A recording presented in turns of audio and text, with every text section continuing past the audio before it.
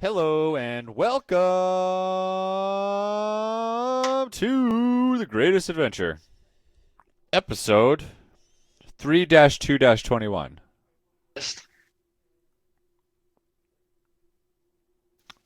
And now our cast. Say greatest adventure. I think it's the grandest. He just got the name of the. I'll edit that out in post. Yeah, so listen, on my book here it does say The Grandest Adventure. I'm just retarded.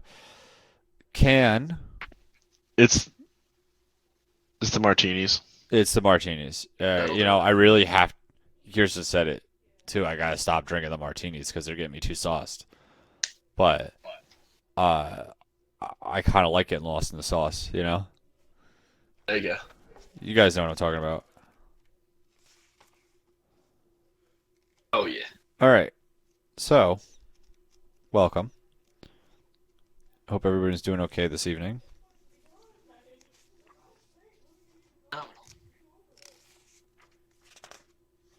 Nothing can be bad when it's time for the grandest adventure. I like the way you think. Who wants to do a recap?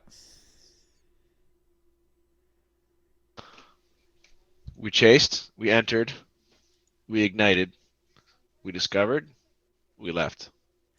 All right. So, now we're just ready to jump into the adventure. Yeah, we chased that ninja I dude. would like to make sure that our followers know that Philo did search a bunch of dildos in the office. That's canon. I don't think that's canon. When did that happen? Jamie, can you bring the clip up on the board, please, on the screen? I need to see the clip. About the dildo search? Yeah, can you bring that up for me? I don't think they had dildos. I mean, if you're talking about swords, yeah, they had some Go back swords. to the room that we were in, because there was a bookcase, and then Philo was like, "I want to look at the stuff on the desk." Anything is a dildo if you're brave enough. All right, so. well, bring it up. Bring it up on the screen, Jamie. Go to the office. You talking about these?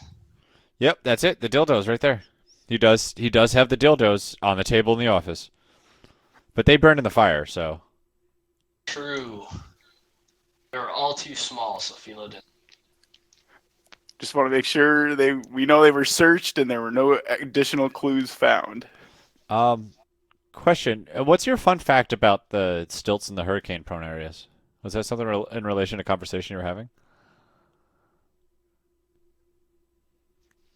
I was talking Steve about was how talking about a game he's playing and he put his house on stilts.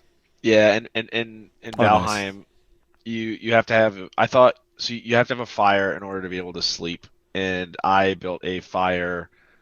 And I couldn't do it inside my house, and because I built my house on stilts, I needed to literally raise the earth to the level of my house so that I could build a fire and sleep at night, Didn't need to do anything. or else suffer exhaustion. Or I could have just built a tiki torch, which would have taken 2 seconds and would have done the same thing. Nice. But instead, I went out in the rain and mined for stone. I can't wait to play this game. That sounds fun. I love the miserable experience of mining stones out in the rain. Yeah, It's one of my favorite things. life-changing. All right, let's bring us back to the main map here. Because so are we going to do any more of a recap than what you just did, or is that just with the recap we're going to do? Yeah. So all right, everyone knows the wonderful assassin that attacked Okay, us. hold on.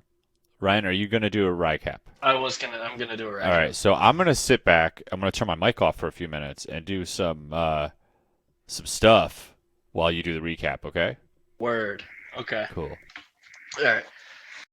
So a little while back, the BSO, Bloom of the Spectral Orchid, they have the book that we wanted that mentions the Chain of Power. We wanted to meet with them. They found out how we wanted to meet with them. They killed the person who was going to set up the whole meeting with us. We waited for them to come. That deadly assassin attacked us in User the in middle your of channel the timed night. out. And as he was pretty strong, he almost killed actually, but we were able to fight back and weaken him to the point that he needed to run away. But this was our chance. We couldn't wait anymore, so we chased him across the city, over rooftops, everything, doing some pretty cool stuff to catch up to him and see where he went without him seeing us where we went and nobody else seeing where we went. Just jumping rooftops, cool stuff. So we found out where their hideout was. We went in there, fought some guards that they had up, and then ended up finishing off the assassin. Where in the back room User we were entered able your to channel. find the book we were looking for. In the book that's written in Slivian that is mentions the Chain of Power, and we also got a bunch of loot from that room. And after that, we caught the building on fire, so we had to get out of there quick. We headed back to our home base and I forgot his name, our business buddy there. Bescusi. I will remember his James name.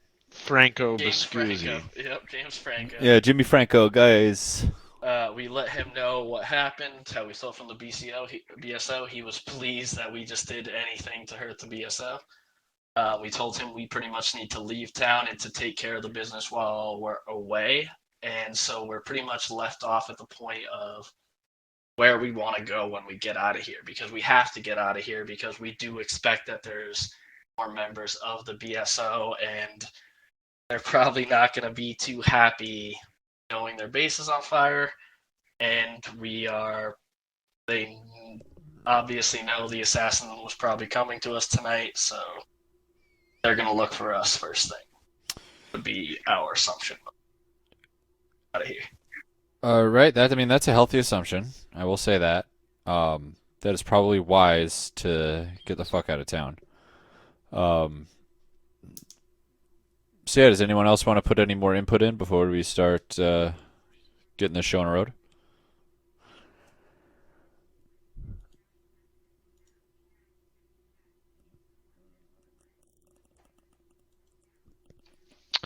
Let's get on with it. All right. User in your channel timed out. Maybe we'll get on with it.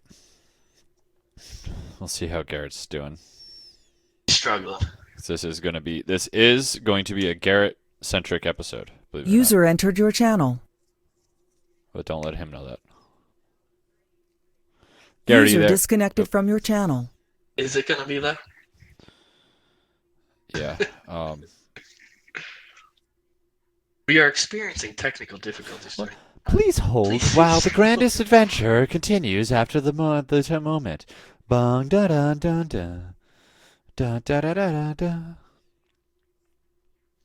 I guess what is your there it is. There it is. Yep, that was it. User entered your channel. So what is your guys' general plan? Well, we got this book. You mean like overall plan? Because we've talked about this before, and I don't think we have any idea. I mean, your immediate plan. You have the book. You said you want to leave Stag's Crossing. Where? So that's the thing is we needed we needed the book, User in your channel right? timed out. Yeah. And the thought was, do we meet up with the Raven Queen? You have not met with the Raven Queen. No, we haven't. I think our next move is to really find someplace safe to inspect this book, because we're hoping that leads us. Yeah, according to your sources, from the best lead you guys have is this book is going User to entered at your least channel. point you in the direction of the Chain of Power. So basically, I think our move right now is to get to a low. Yeah, I think we got to get somewhere safe where we can inspect this book and start working towards the Chain of Power, right? So that we can get it before Belusion does. Yeah, and then once that happens, you're still not sure what you're gonna do, but at least you. Oh yeah, no We'll have fucking that, clue. right? But at least we know it might slow him down. Yeah, exactly. If you can get the Chain of Power and just make sure no one else gets it, you should be okay. My thought is still we just bring it to Mount Doom, throw it in there, then they can never break the key, right? Yeah. Get the 3 pieces, they can never. Right, right to Fang Peak. With the Fang Peak, there's got to be something. There's obviously something up there we can walk in tunnel. There's gonna be lava. Yeah, because surely destroying the artifact that keeps the realm sealed between each other will not break the seal. Well, it's 3 artifacts that make a key. Yeah, so clearly You that. never make the key. Yeah. Yeah. Exactly. So I mean, it really makes you think, why didn't they just destroy the key to begin It's with? common sense. If I have one piece of a key and then another piece of a key, and I lose a piece, I can't unlock the lock. Right. True. But if the lock was, some sort of spiritual magic energy made of That's the key not itself, maybe the math might be different. Who knows? Yeah, all right, fair enough. All right. What's So, Glass Lake? What's the DC for lock picking your way into the golden power? believe it Oh, or not, true. I do actually have a DC for that. Written in my book. Are you about to make it up right now? No, it's written. You have a lock picking lot. I have for somebody that wanted to, I have sleight of hand and lock picking DC for the Are they golden like power. 48? I mean, I wouldn't say they're like 48. I would say they are 48. But yeah. So you just got to get a 48 on a DC, and you win. You pluck it from the Aether. Well, we would lose because we're trying to stop that from happening. So we do need to get somewhere. We do want to go for someplace pretty close, but we do want to get away from Stag's Cross. So do we want to kind of? We don't know what we know. So would we like roll, or could we just add like what do we know about Glass Lake? Or Yo, the I can give you. 101 What do you know acre about woods? Glass Lake? I mean, you've traveled past it many times before, right? Yeah, from here to Rockport. And So wait, we're just straight up leaving Stag's Crossing. straight up leaving, I guess. Um, I thought, we talked to James Franco to take care of the business and stuff at the end of last episode. so I mean, just Wait, I forgot. Are you still turning into gold?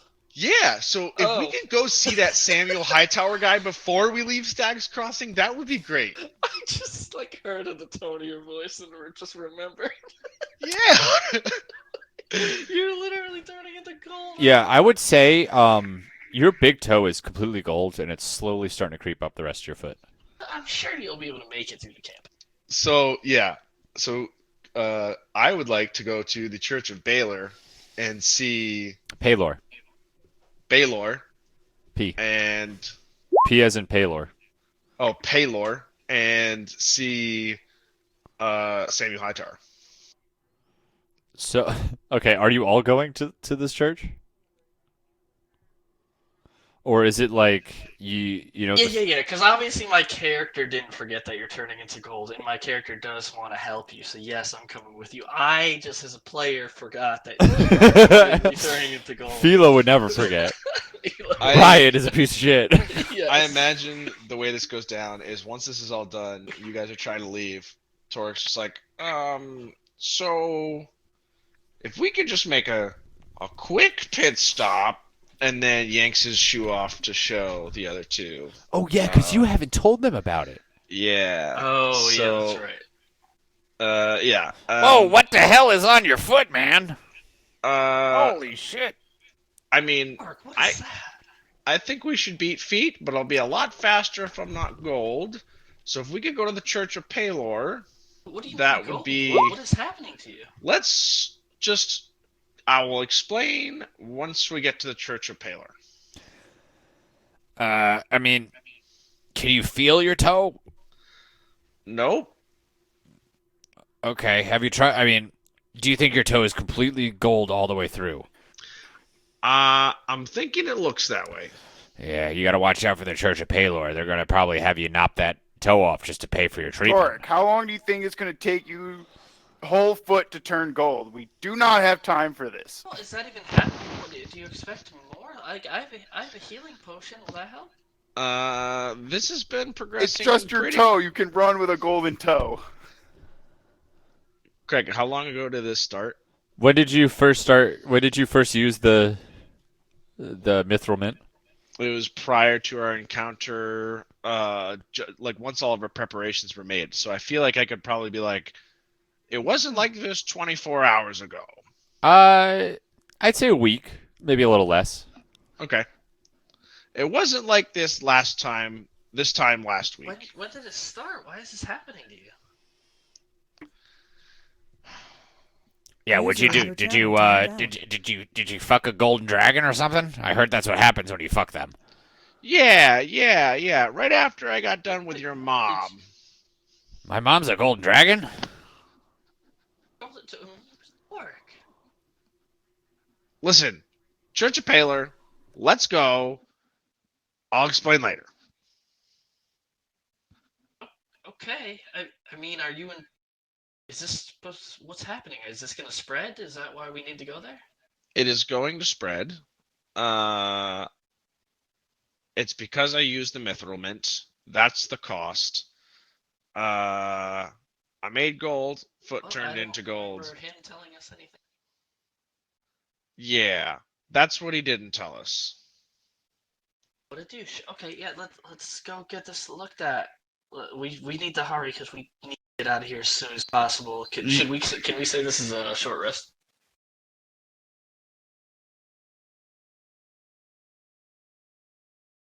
Oh, sorry, I might have just cut. No, you're good. Yeah, Craig. So we beat feet to Yeah, Church of Paler. yeah. So Was do this you a guys short rest? waited an hour or whatnot till rest Oh, and then? that's an hour. Yeah, it's an hour. I don't think we want to wait. Why don't I go to the Church of Paler while they rest? We want to separate. All right, then we all go together. I think we just go. We just risk it for the biscuit. An hour, a lot can happen in an hour. The whole town's waking up. You know, people are gonna. Yeah, because it is later in the evening. And I mean, fires aren't exactly like super rare or unique in Stag's Crossing. About the building that's on fire in particular. It's just a brewery that people like in the area. That's as far as they know. And I mean, breweries, while they're not completely immune to being catching on fire, it's not like that's something that is uncommon. The breweries catch fire every now and then. The Church of Paylor is kind of near where the fire is in town. It is in the Copper District, as it is a bit of a a higher end, kind of bougier church. It's this big, imposing white marble structure with these big, towers and big stained glass windows. And you just kind of like stroll on up, bust open the front door, and walk in? Yeah. Okay. Since it's like kind of late at night, there's only like one or two people in the pews, quietly saying prayers to themselves. You do notice there is a member of the church up in the, milling about near the top. Looks like he's filling out some paperwork or something. I approach him and say, Hightower? Would you be Hightower? He's clearly wearing priest garbs of the Paylor with the Paylor symbol on them. They're these white robes with a golden kind of trim on them. And he puts down his quill and he looks up and he says, "Yes, I am Father Hightower. How may I help you, child?" A friend of yours, as I understand it, sent me your way, and Paylor does work in mysterious ways. He explained to me that he thinks you may be able to help me with my affliction. Tell me, what sort of affliction ails of you? Is it an affliction of greed, an affliction of lust? I take off my shoe. He says, He looks at your shoe and looks at your foot and says, an affliction of greed, I see. Personally, I'd say more curiosity, but I understand how someone with the gold and all could definitely Curiosity is but greed of the mind, my small friend. Yeah, that sounds about on the nose.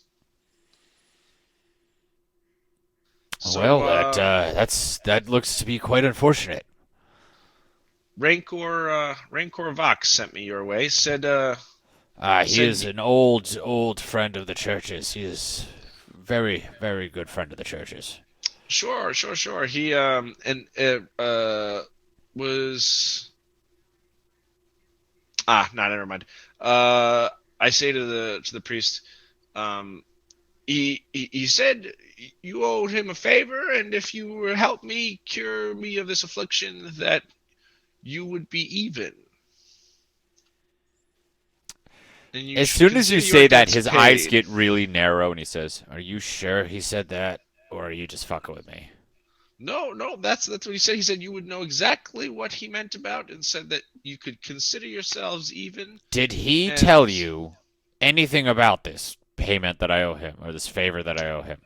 nope, actually said it was rather discreet, that you might be a bit touchy about it, but to assure you that he did not disclose anything about it, just said that you would know what he meant. He looks around, and he says, "All right, come in the back room." I follow him. And okay, so it's just you and the priest in the back room. Mhm. All right. He says, "All right, sit down." You sit down. I do There's so. there's a little pew there. And, he says, "All right, put your foot up on the stool." I do. He walks over to a sort of little desk he has in the back. He pulls out a drawer, and he pulls out a long, kind of crooked-looking knife. So, how do we fix this All here? right, I cut your foot off, No, see, I need that foot. and it shouldn't spread anymore. I need that foot. Is there a way that you can fix this without me losing a foot? Yes, I can fix it without you losing a foot. Yeah. I can do that. It's just I don't have all the ingredients for it here. Basically, you've been cursed. Yep. So what do you need? I need you to bring me. And he goes back over to his desk and he flips through a large tome he has.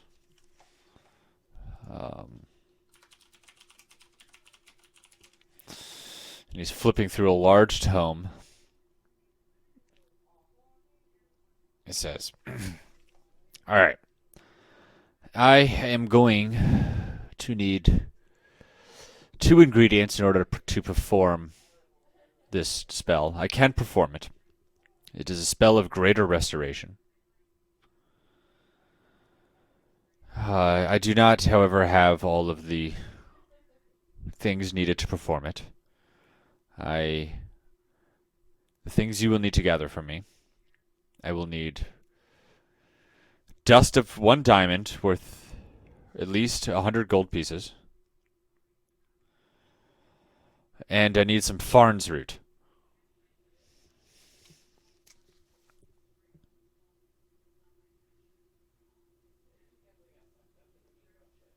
You said Farn's root? Yep.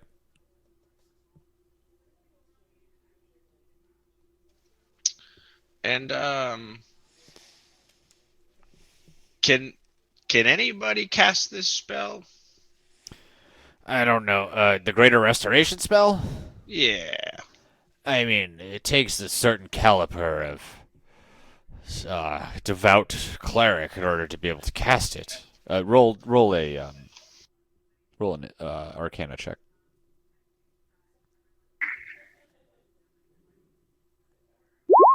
So you know that clerics, bards, and druids are able to cast it. And do I know that those are the requirements for any type of, like, if anybody has those items, they can do it? Yep. Gotcha. Is there any sort of, like, incantation or any sort of information I mean, that it's can be written down? you know that it's a spell. You don't know how to cast said spell because you kind of just channel your energy through objects and stuff. Mhm. It's not your magic, but you do know that this is a general use spell. Gotcha. It's not like a spell that specifically removes Goldfoot. Gotcha. Because we can probably make the dust of diamond worth at least 100 gold pieces. But I don't know about the Farns route, and I don't think we have time to go back to Zamuli's, and his place was fucking ransacked. Mhm. So, Torric looks at him and says, Jesus. You know what? Take the fucking foot. We don't have time. Okay. So, just to know, I am amputating your foot. Can I get a peg leg? I mean, your leg will be pegged when you have no foot. Yeah, but I mean, can I like do that or like, give myself a little caster wheel or something? Um, I mean, I'm an artificer. okay. So, I'm going to have to look up what this is going to give you some sort of negative penalty until you are managed to create a mechanical foot for yourself. Yeah, I'm cool with that. I Okay. don't think we have time for this. So yeah, cut me off. We don't. All right. You will have disadvantage on dexterity saves and dexterity checks. Yeah, I'm fine with that. Okay. He hands you Flavor. a cloth. He says, I would put this in your mouth. This is going to hurt a little bit.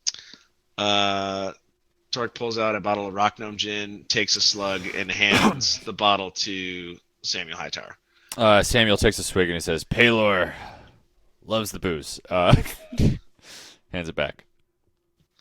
Just try to make it clean, old friend.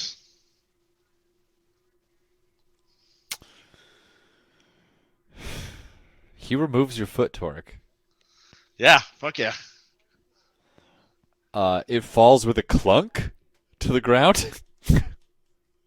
I scoop that shit up and Okay. say, Hold on, I'm not done yet. Because I don't think you scoop it up right away. Can you roll a Constitution saving throw for me? sure. We're going to see if you stay conscious. I just feel like, You get advantage because you Damn. did just drink. whew, You are conscious. And boy, does this hurt. I look at Hightower and say, and by the way, the toe's mine.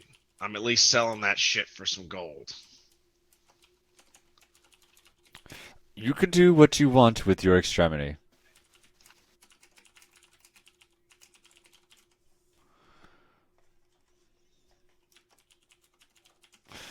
And I think we're gonna pause it there because Garrett's having internet issues.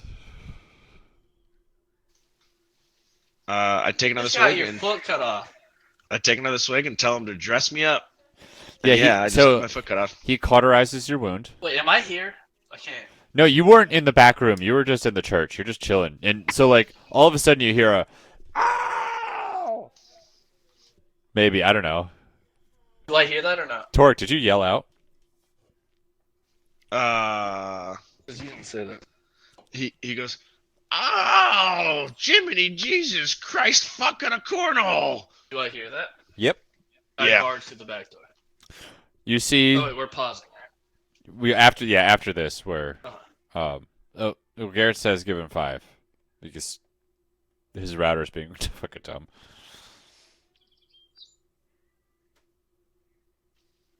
Sweet. So I definitely. I'm barge through amputated. where you're screaming.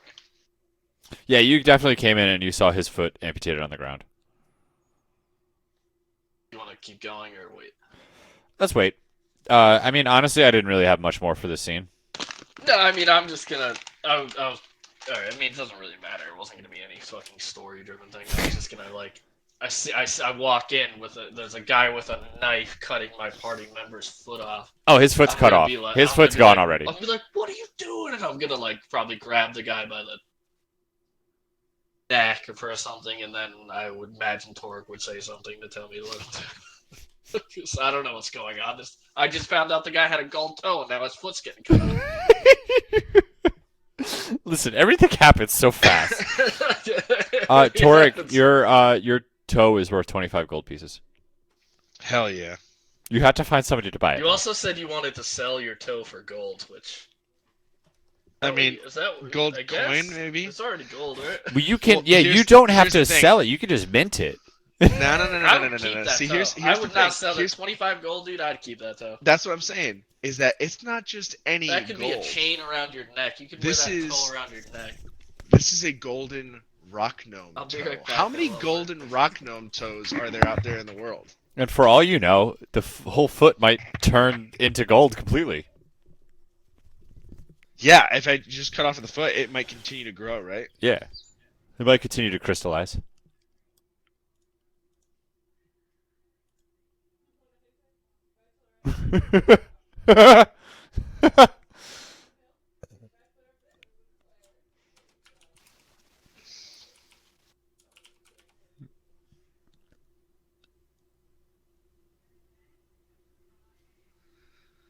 So yeah, I have some really. This came out of nowhere and was just a gut, like a split-second decision. But I've got some interesting ideas for this that, I don't know. I feel like I eventually would like to run by you.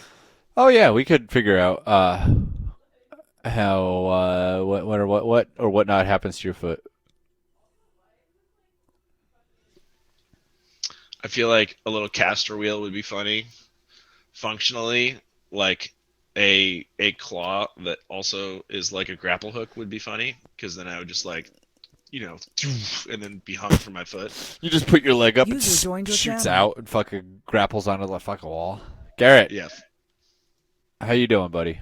Yes. Do you want us to keep going or do you want us to postpone for another night?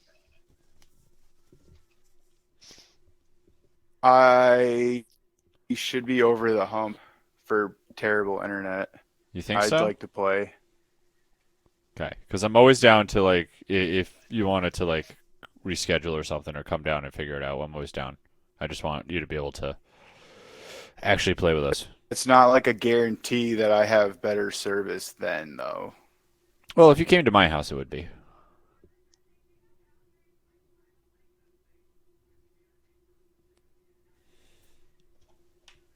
I mean, I'm ready to try to play. Okay. I feel like I'll be good now. Okay. So I cut my foot. Well, I had my foot cut off, Garrett. By Philo? No, by Samuel Hightower, the priest at the Church of Paler. He said there was two ways to make it happen. That I could either get have him cast a Greater Restoration spell, which would require the dust from a diamond worth at least 100 gold points, and some Farn's root, which we didn't have, and I didn't think going to Zamuli's, where he was found dead, killed by the BSO, was a smart idea. So I told him to take my foot. But we're keeping that shit. Gotcha. I heard because that whole story. Great.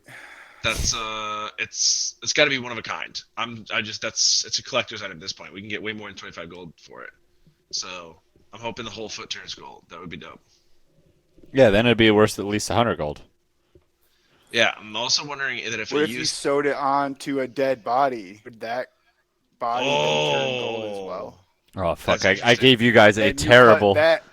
You cut that body's hand off, and then sew another body's hand on it, and you have infinite gold body, fucking golden centipede, dude. I was literally gonna say, I wonder if I use the mint again, would more of that foot turn to gold, or would another appendage on my body turn to gold?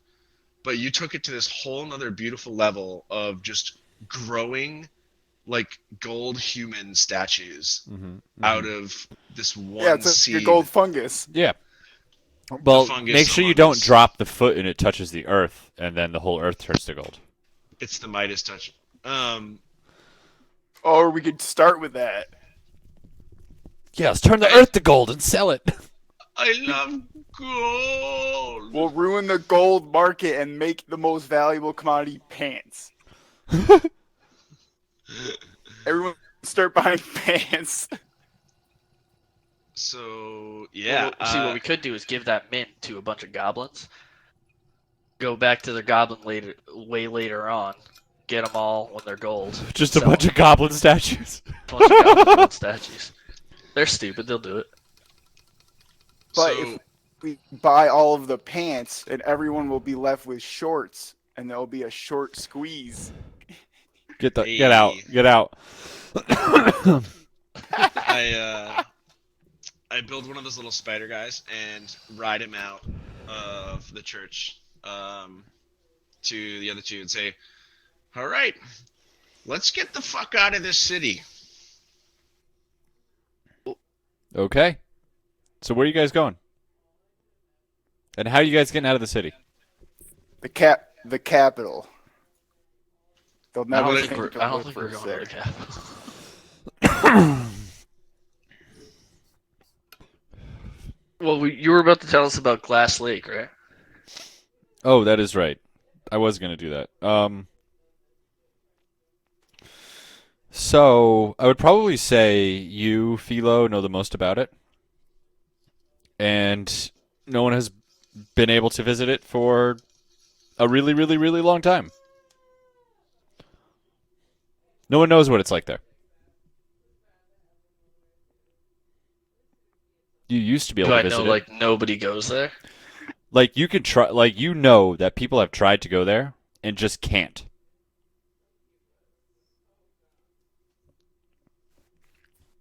What's the book say about it? The book's a whole thing. You're reading the book while you're leaving town? Well, I have the book opened and the words are making little pictures that explain what the book says to me. Right. We're calling that reading for you. So, like, are you, like, trying to read the book while they're figuring out how to get out of town? Yeah, it's super interesting. Like Okay. the whole history of I don't know what's going on, but it's really intriguing. I'm just letting you know this book is going to take you a total of 4 days to read. 2 days if you devote your complete time to it, where you do nothing else.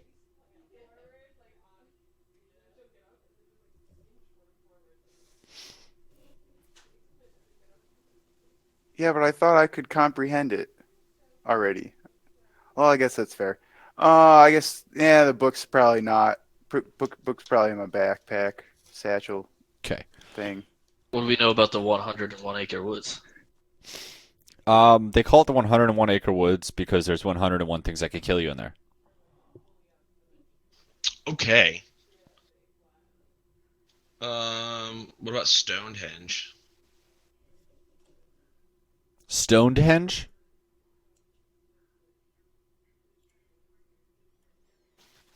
I mean, it's like a 7-day travel to it. You can get there. You guys are just trying to figure out where to go to like lay low. Yeah. So I think. Let me What about hold- Rockport? let me fill you in a little more about Glass Lake, I guess. There is like a large. You see how like there's cliffs around it? You can like go up to around the cliffs, but no one's been able to scale them or go in the traditional entrance for over like a couple hundred years. Maybe we go there and create camp for a little bit. So you said no one's been able to get in the It entrance. just sounds like we're up against a wall if they follow us there. They And that's the closest place, so that's like the most obvious. So like historically, people know kind of like what Glass Lake looks like, but people haven't been there haven't been able to get to it in a really, really, really long time. No, so we could I expect think no we should one to be steal a going boat. there. Well, because it's pretty much cliff like the whole way, around it. Like this is a solid cliff. The only real entrance is kind of up here for it.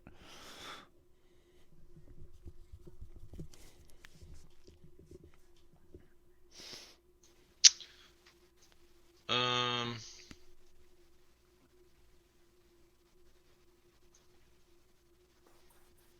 I'm just saying, if they track us and we end up at a spot where we can't go any further and can't get closer to Glass Lake, then we are trapped. Okay. So here's my vote. Hey, can you guys hash this out in character? I think that'd be more fun. So this is what I think is the smartest play here.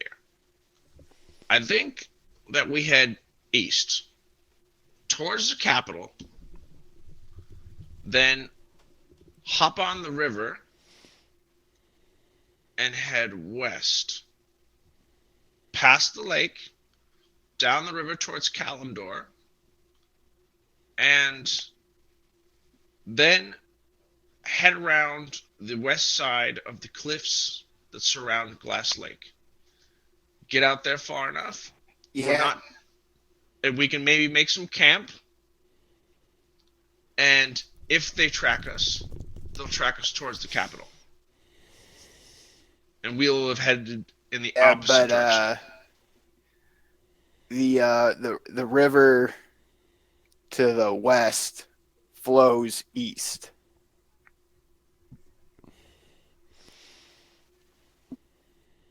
How are we going to travel upriver? I don't know, bro. Maybe there's a lock system. He does have a point. It flows from Kalimdor to Stag's Crossing. That won't work. I mean, so the ores do exist in this universe, just so you guys do know. So we could travel upriver? I mean, it is What's possible. the gallons per minute flow rate of the river? At this point, once you get close to Stag's Crossing, it's quite low because well, it's still relatively high, but the fact the river is so wide at this point, like once you get closer to Stag's Crossing, actually kind of, it is moving slowly, but the GPM is still pretty high. So because the lake at Stag's Crossing is so large, I feel like we could get far enough to at least throw them off our trail. You know what I mean? I agree with that. I think I can paddle upstream. How wide is the river? Can you see if we're on the river, would someone from the shore be able to see us? So you know how wide the Hudson River is from my house-ish? Yeah. That's how wide it is once you pours into Stag's Lake. It's quite wide. Oh, that's not very. I mean, it's wide for a river, but it's not visually impairing. Hold on, let me tell you an exact distance. I don't know We why stick out like a sore thumb. If we're why on the would they be river looking and for us there? I they're feel like it'd be tracking super us weird for them to just be looking east. at us on the river. So we're gonna be floating down the river back past the people that are tracking us. Is what I'm getting. It's about 2,000 feet across when you kind of get to Stag's Yeah, but Crossing. if we got on it right here, there's a lot of space in between the trail and to there. I don't think they just see it.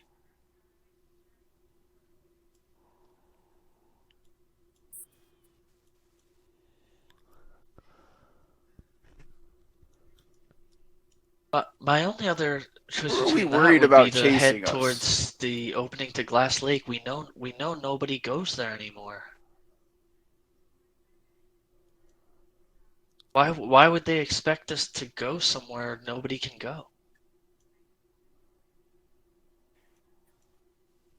How are we hiding our tracks from a ranger or It's a hunter trying to it's a main follow road. us? Rockport to Stag's Crossing is a very heavy traveled road.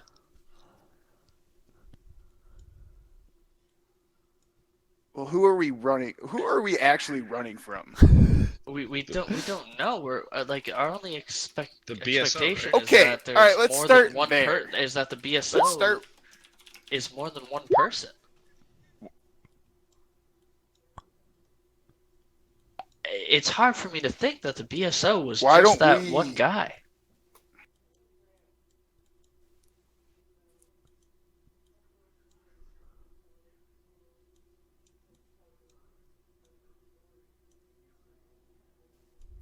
Is that what you? If do you it's just think the it was just him? BSO, then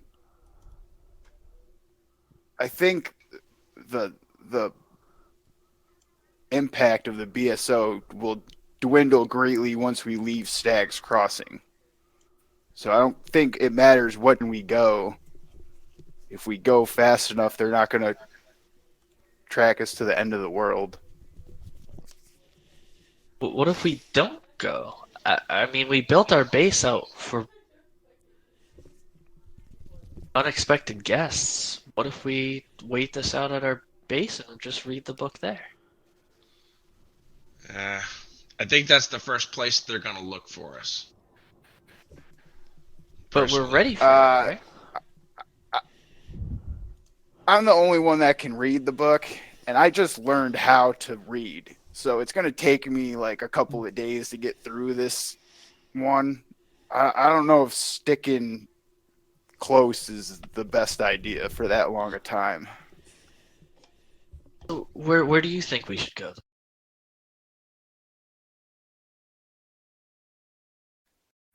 I think we try to get to the edge of the 101 acre woods and lay low long enough. Even if they do search, the likely, we'll see them before they see us type of thing. If we go there, it's not just the people chasing us we'll have to worry about. Oh, so now Philo's scared of like fighting monsters when she picks fights with ogres and stuff. Like, come on, you're backing down because of a Have you what? heard the Are stories you of scared those of in there? woods? No, I but I know the guys that write those stories and they're drunk half the time, and they're just looking for that wow factor to get those pantaloons dampened.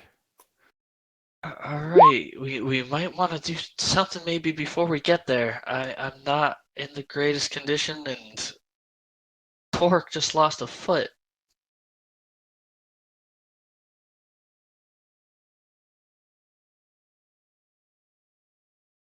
Right. So if there's a monster, we can toss the foot as bait and run away. I don't really see the downside to this. What's the Nobody's alternative is to tossing. go all the way to Glass Lake that we can't get to? No one's tossing my foot anywhere because it may turn into more gold, which could be useful.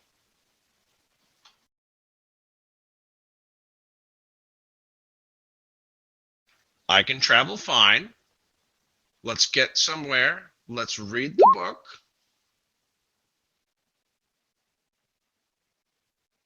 Does Torque have a peg leg now? I need to figure that out.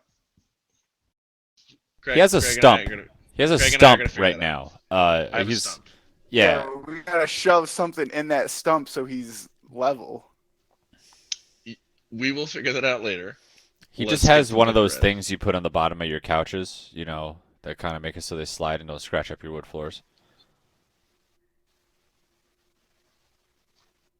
The moving buddy or whatever it is. Yeah, like the little felt thing that you put on. That's what he's got. He just has one of them sticky to like this bandage. Dude, instead of using that for a leg, we could sell that for furniture.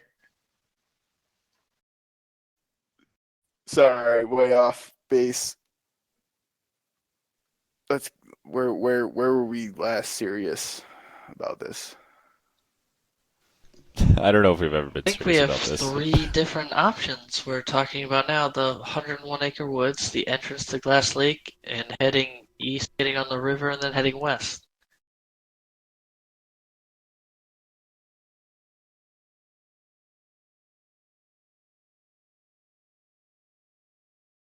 If you think the stories of the 100 acre Well, and one woods aren't real, I guess we can go there. You know all more right. about this than Think about the this stories I've then. heard.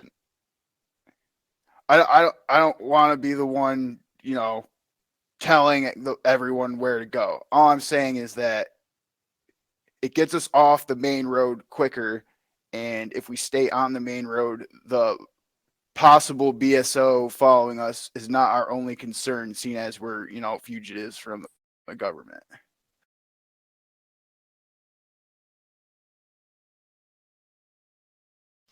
All right, so we're headed to the 101 acre wood, right?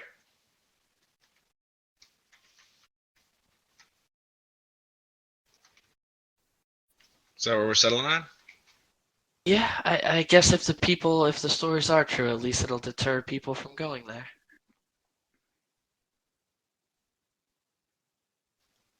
All Yeah, right, that let's ship out. it isn't the smart thing to do, and maybe that's exactly what anybody who's following us would expect or wouldn't expect. So you guys are going to the wood, huh? What's your path? Oh yeah. Yes, I'm taking food from the base. I mean, Plenty you'll of have food. rations. Listen. I've never, ever, I just ever. don't want you to be like it's one. Well, you said 101 things that could kill you. I don't want to be like go get food and then we That's eat it and we're poisoned for it. Listen. That's just what everybody says. You know, there's 101 things that can kill you. I mean, people are afraid of fucking dogs, man. You know, like dogs can kill people. They probably can't kill you. They maybe I can don't know kill Stumpy. who the fuck can the dogs kill? I mean, Any villager. You Do you remember? drive on the road every day and pass more than 101 things that can kill you. Exactly. And Do you the other remember those drivers 6 being villagers that 1,000-pound attempted metal to monsters. ambush you guys that one time? Those were deadly assassins. yeah, but come on, an adult man is gonna kill a dog. But do you remember how that encounter went, right? Yeah, I accidentally tripped on one and they died. And they died. Yeah. So like now that is like The that's how people who powerful spread you these are. Some of these things are that powerful in here. So like they're not that they might not kill you, but like they could sneeze and kill villagers, you know. Okay, fair enough. All right, let's go. 101 acre woods. Okay. I do have 13 health. I'm just. Yeah, just make sure you guys roll good on the encounter table, on the travel table, and you don't get any encounters. Because we're bringing the travel table back out again. Oh boy. And Ryan, since you have the lowest health, I think. Oh, thanks. Yeah, why don't you roll? What is it? D6? We are. Yeah, hit me with a d6, please. 4. Okay. So you guys managed to make it out of the south exit of Stag's Crossing, and then you just immediately jut out, or do you follow the road for a little bit? I see the swirling path you've made. You just go the swirling path. We're gonna hang left, then we're gonna double back right, and we're Okay. gonna go around that tree. Swinging it wide, there might be a base there. So yeah, you guys left it when it was already pretty much nighttime. And as you guys are departing the city, I imagine you look back and you can actually see the good orange glow of a fire from the city. So man, that thing must have gotten pretty large. But then you guys, you continue on. You managed to make it out here. It's mostly farmland as you guys are kind of traveling through right now. It's easy traveling at nighttime because no one's really out in the farms at night. The sky above you is clear. The sky off to the west, north, and south are crystal clear. I walk in a crop circle pattern. Yeah, you can. You might, Torric cannot. He can be carried in a crop circle pattern, but he cannot walk in a crop circle pattern right now. No, it's great because he's like a compass. He makes a perfect circle if he goes around. The really small circles. So, but you do notice The big hidden message. off to the east, however, you guys do see some sort of cloud formation forming off to the far east, and you figure maybe in about a day or two, maybe 3, those clouds might be upon you guys. But yeah, it's been a pleasant trek through the night. Are you guys traveling the whole night, or are you resting?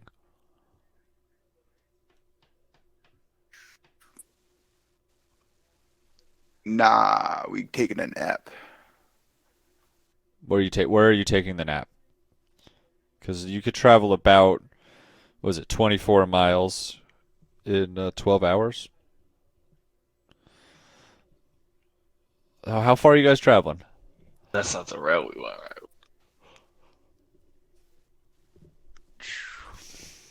So, am I correct in assuming that these? How do I delete my? I could do that for you. There you go. Am I correct in assuming that like the outcropping of trees means that there's like sparse vegetation that we could like You can lie not low be in. out in the open camping? Yeah, exactly. It's I mean, it's not exactly. It's not one tree. It just means the vegetation's There's not enough super where dense we yet. can stand Philo up as a tree and she'll blend in Yes, because she's the only one we really need to hide. absolutely. The rest of you will be able to lie low in the grass. I think that's our best bet. How dare you?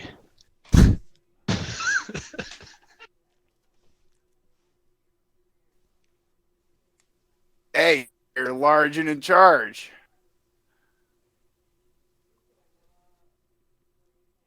We might just want to get in between this bushel of trees, right? Yeah, that's probably you guys say. I would get there probably about like 2 in the morning is when you get there, so you'll be able to like. You're not gonna be able to get a long rest in. Um, We could sleep in. if you want to sleep in, you can. You tell me what you want to do. Do you want to sleep in for a long rest, or do you want to just get like 2 short rests off? I think we do short rest here, so we get further away. Yeah, that makes sense. Thoughts? Like, especially because like a long rest, I feel like we probably have to like at least make a fire and stuff like that. Yep. Set Where up camp. we probably don't want to make a fire yet.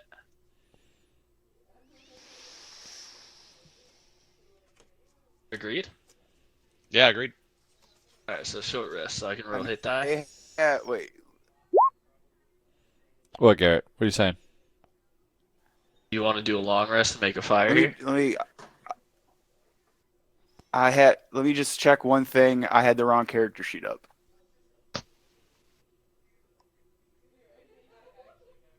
You have Tavi yet?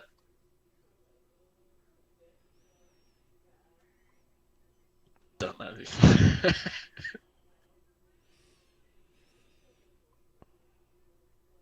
Nice critical fail first roll of the game. Oh, wait, Love that it. wasn't the first roll thing.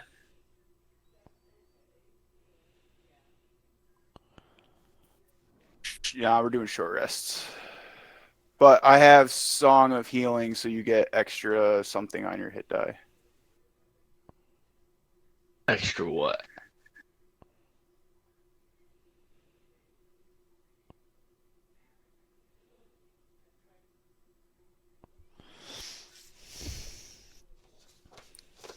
One d6 additional healing at the end of a short rest.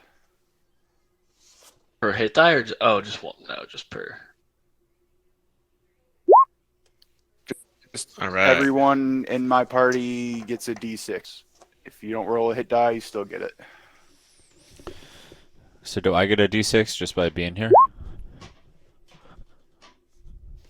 Yo, your hit die is a D12? He's dead. Yeah, he's a fucking barbarian, dude. The craziest hit die. Can I just roll like? Good God. Can I just keep rolling hit die? As many as you want.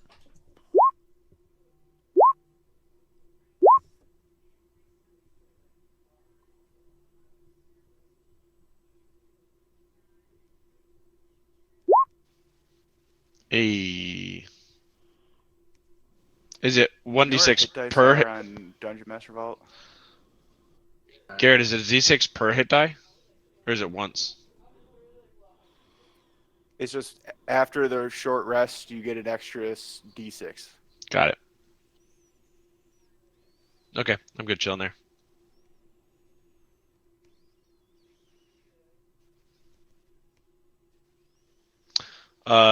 Craig, while we're doing a short rest, I'd like to inspect my wound. Okay.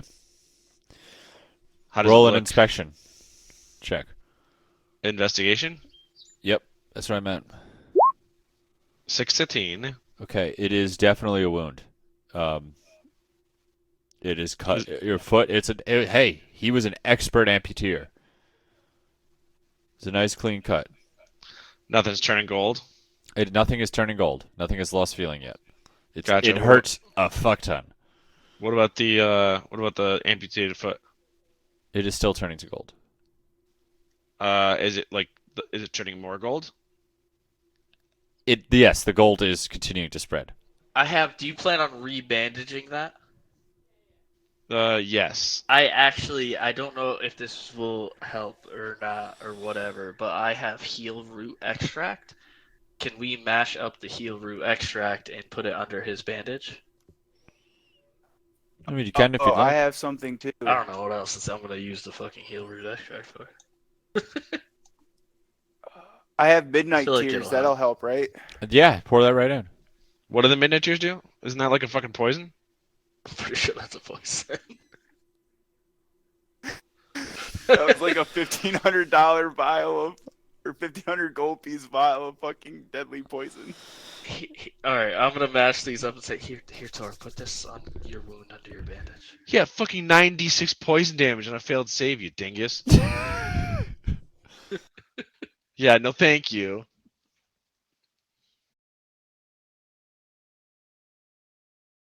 But only half as much on a successful save. Are you taking my heal root extract or not, bro? Yes, I will take it to create a salve and put it on my wound and then redo my dressing. There we go. All right, roll a medicine check to redo your dressing.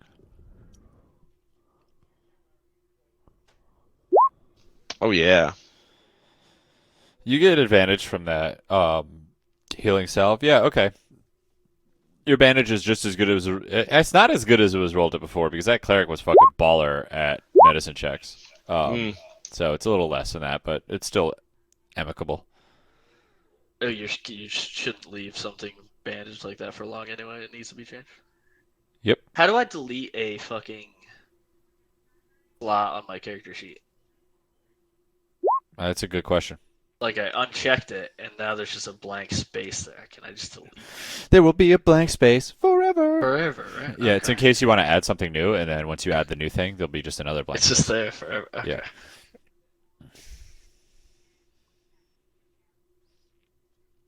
All right, cool. So yeah, give you guys some health up a little bit. I'd say you guys like lightly snoozed. It's enough to like stave off the exhaustion that you would have taken if you didn't rest at all. But it's not like a deep enough of a rest for you guys to like recover your long rest stuff. But you do manage to kind of get a light snooze on in a little underneath a tree with like a bunch of tall grass around you. Because it is kind of really tall, grassy kind of fields that you guys are in here. The wind blows and you see the grass kind of flow like waves do. And you guys posted yourself up under a tree. You didn't light a fire, but you did manage to get out of the wind and the elements, and you guys managed to share a brief snack while you guys rested. And Torric changed out, addressed his wounds. Merric, what are you doing? It's too dark to read, unless you lit some sort of light. It's up to you, though.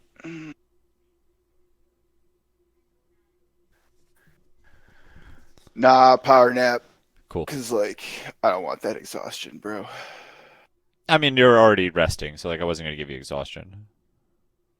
But I feel as you. I can just sit there and nah. Yeah, I'm you not guys gonna start reading it because it's a half hour. It's gonna take me 4 days to read. It's not gonna dent it enough. Yeah. Okay. So you guys resting up? You want to RP at all, or you just want to head on to the next morning? I want to read the title of chapter 1 though. Do you want the title of the book at all? Yeah, what's the title? Okay. Give me the index, the chapter summary. The name of the book is The Life and Labors of Ludwig Longfellow, a laudable lore leading luscious lamentations of local living lords.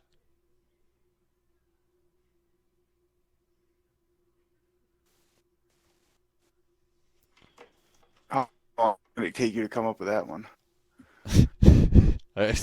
Longer than you think.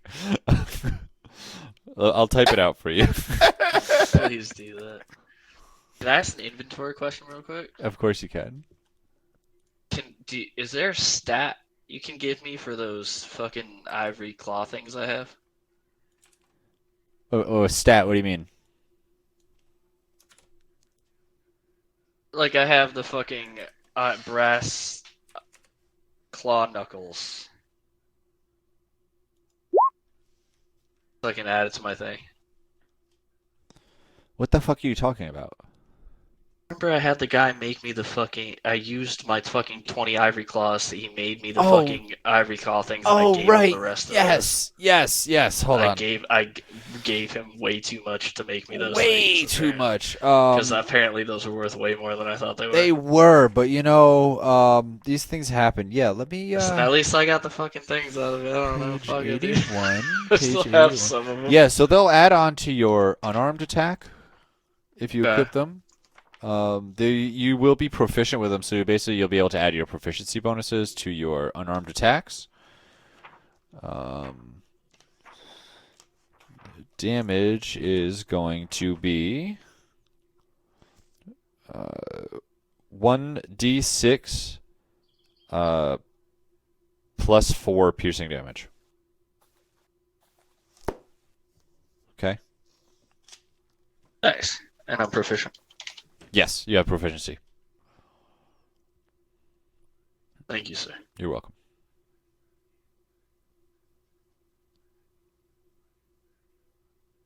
Wait, just so I know, have an idea Yeah. what I did. How much was one of those worth in gold terms? I mean, if you find a buy, like, they're tough to sell, you know? Okay. But, like, a complete set could easily be worth 10, 20,000 gold pieces. Shut the fuck. Now you're just fucking with me. But you are missing one fork. So I could give you at most Okay, I see what you 200 did there. gold. I get it. You're being a douche. I don't know, Wow, man. Griffin. They are priceless. Depending on who wants them. You got Real money. You got value is something friends out of it, made okay? along the way. Hey, it's pretty cool. I like it. You know, listen, Worth it's it for like me. it's like when you play those fucking RPG games and then you get this like really cool one, like fucking potion that you're like, "Oh man, I'm going to save that for a time I really need it." And then you beat the game and you're like, "Fuck, my whole inventory is full of these items that I saved in case I really needed it and I didn't need them at all." You have something cool for it All that right, you she can just use. her family's rich. It's fine. Yep, exactly.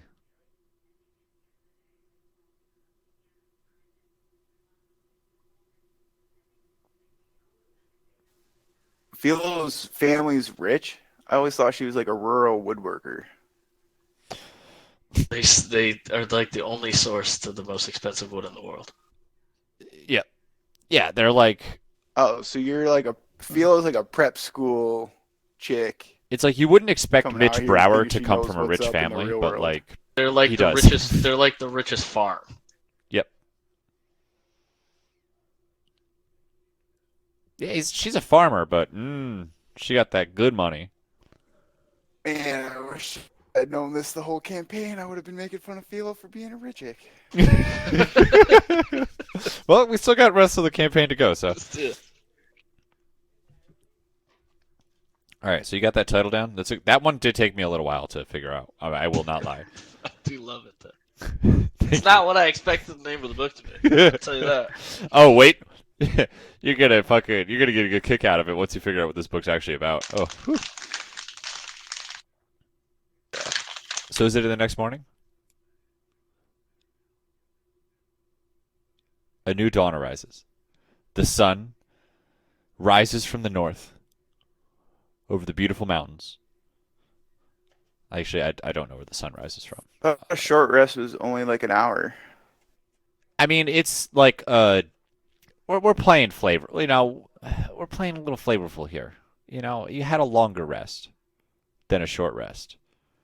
Could use some flavorful spell slots then, bro. It's not like because it's you guys only rested from like 2 a.m. just to, like, messing with you. I'm you know, just from messing like with 2 a.m. to 6 a.m. So like that's you got a Z in or two. Jokes on you. Short rest and long rest are basically the same thing for me. Basically the same thing. Nobody gives a shit about it. I mean, they're all made up. It's all made up. We're all playing a game. Fun game. Sunrises. It's a nice, crisp, clean morning. The dew is hanging on the leaves and shit around you. Are you all just hightailing it the fuck out of there? What is your pace like? Because you guys are generally in this Am I area. wet? You are moist, slightly damp. I'm not moving at full speed then. I'm not huffing it if I'm moist. I'm uncomfortably like trotting. I mean, She doesn't want to get chafed. my dude, you have magic. Bro, I didn't get to sleep long enough for that. You don't have like a fucking cantrip, Cantrip that can just dry your pants. like prestidigitation or some shit. Prestidigitate that water I away. do have that. Can I try to I want to prestidigitate it onto Torric's pants. Whoa, whoa, whoa, whoa, whoa. Listen, it's something for y'all to sort out, okay? Who's prestidigitating on whose pants and whatnot. I don't care what y'all do in your private time. I I just prestidigitate want to my own pants. Thank you prestidigitate very much. Torric to have extra swampy ass.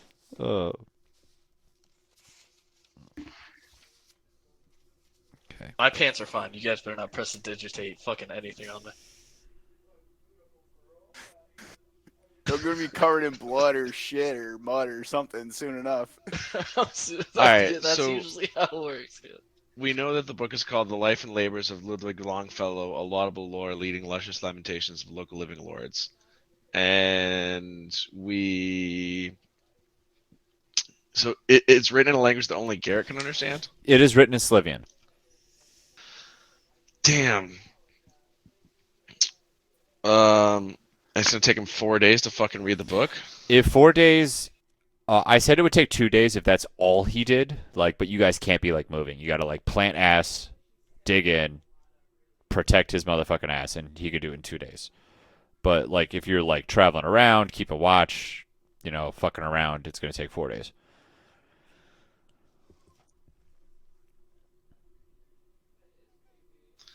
All right, so I mean, are we headed into the 100-acre wood then? We're just sticking on the outskirts of it. I mean, here's the thing. Like, what's your guys' plan? What are you guys trying to do? Like, we got. I mean, this is we need far, the information right? out of the book, right? So You're- I'm thinking the edge of the You're edge halfway. of the 100-acre woods. You're halfway we're there not already. we don't need to go in there. Like, no, but they're not seeing a fucking fire 18 miles away. Okay, so I say that the next morning we travel further towards the 101-acre woods, and then we make camp on the outside of the woods and stay there until we decipher the book.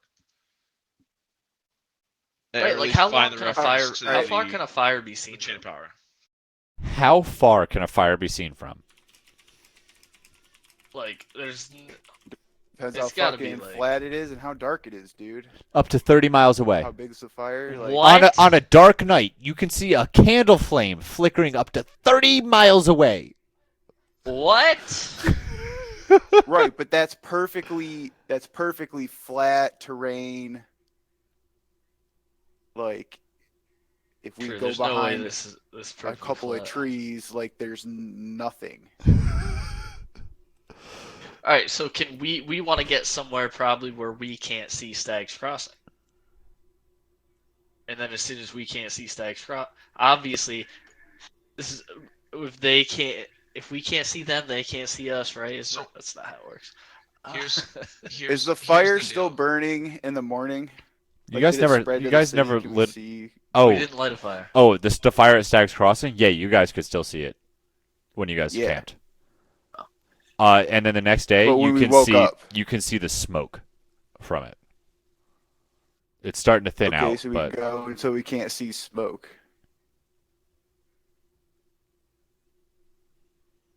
yeah, it's So about. dissipate. It's about. Honestly, we could just trek slow, do the 4 days it takes, and just keep trekking all the way fucking over the top of the 100-acre. Just head somewhere over here. Like, we don't have to stop. I mean, it's still gonna take 4 But days. the thing if we is, keep like, moving. we don't know what we're. The thing is, we don't know what we're doing until we read the book. We just So turn we could around be and going head in the the other total way. fucking wrong direction. Yeah, but then we just Yeah, turn but you around know and how go the other fucking way. paintball-like that's gonna be?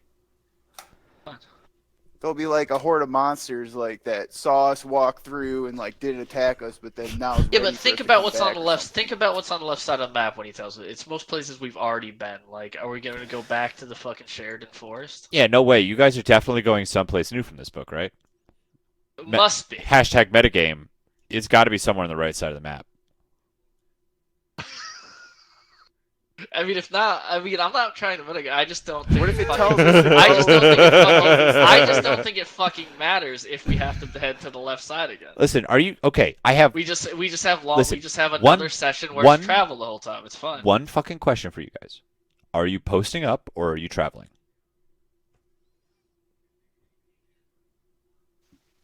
I say that we head to the edge of the 100-acre wood and post up just inside the border so that we can keep an eye on Stag's Crossing while we decipher the book.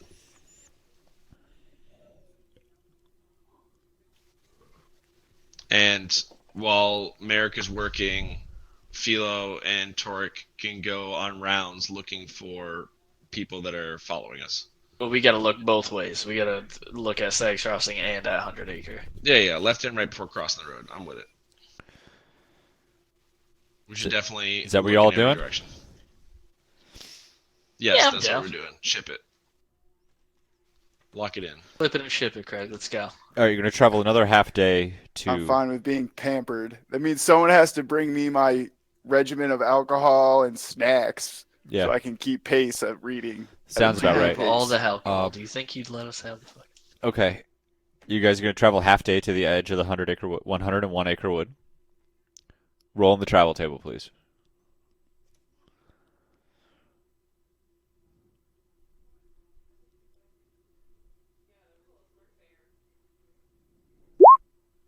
Okay. So it is another clear day as you guys are traveling to the edge of the 101 acre wood. You've noticed the breeze started to pick up a little bit from yesterday. The breeze is coming, it's coming from the east, heading westward. I'm not a very good weatherman, so I don't really know the weather notation, but that's the direction the wind is blowing, east to west. And you see off in the distance that the clouds are starting to, form off in the distance, and you say probably a day or two before they'll be upon you. Maybe 3 if you're lucky. But besides that, it's an exceptionally bright, beautiful day. There's birds chirping. There's butterflies flying around. All manner of insects, all manner of life is around and abound you guys as you guys are traveling to the edge of this 101 acre wood. And these woods are a sort of they're mostly willows and maple trees, you notice, as you start to get closer to it. It's a very dense forest that has kind of... it doesn't really have like an abrupt line, though. It goes from like really sparse to really dense quite quickly. And you guys kind of post up before it gets... like the first layer of trees where it kind of gets really dense. So you're not really immediately visible to the outside, but you're not completely inside of the forest yet. And you manage to find like a sort of triangle of trees that you guys string up, your camping equipment on, and pop up some tents. Manage to string like a sort of like shitty little bungalow just around lunchtime. So what are the two of you doing? I know what Merric's going to do, and I will do the Merric scene in a moment. But what are the two of you doing?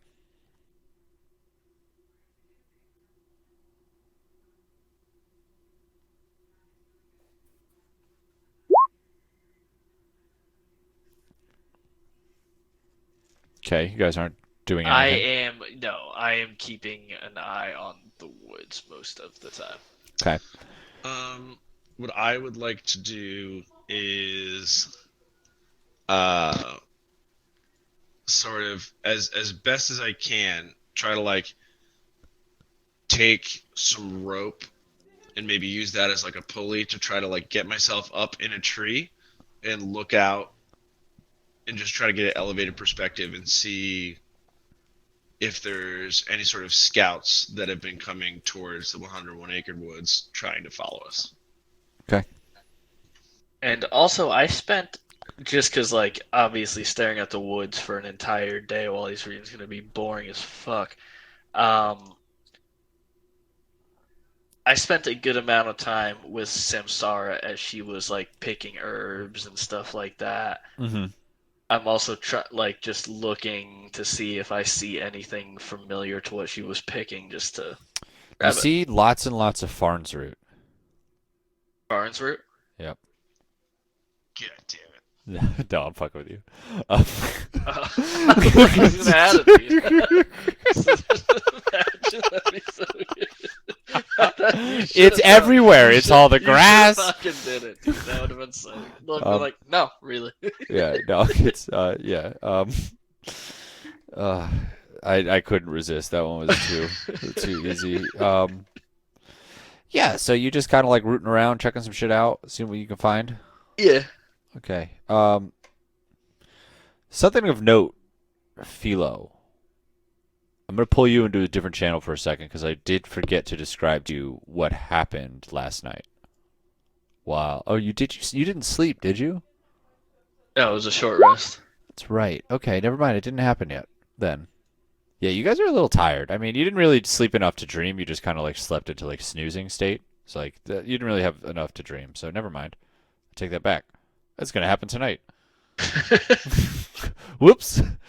Oops. Pulled a sneaky on you there. Cool. So, you guys are doing your thing.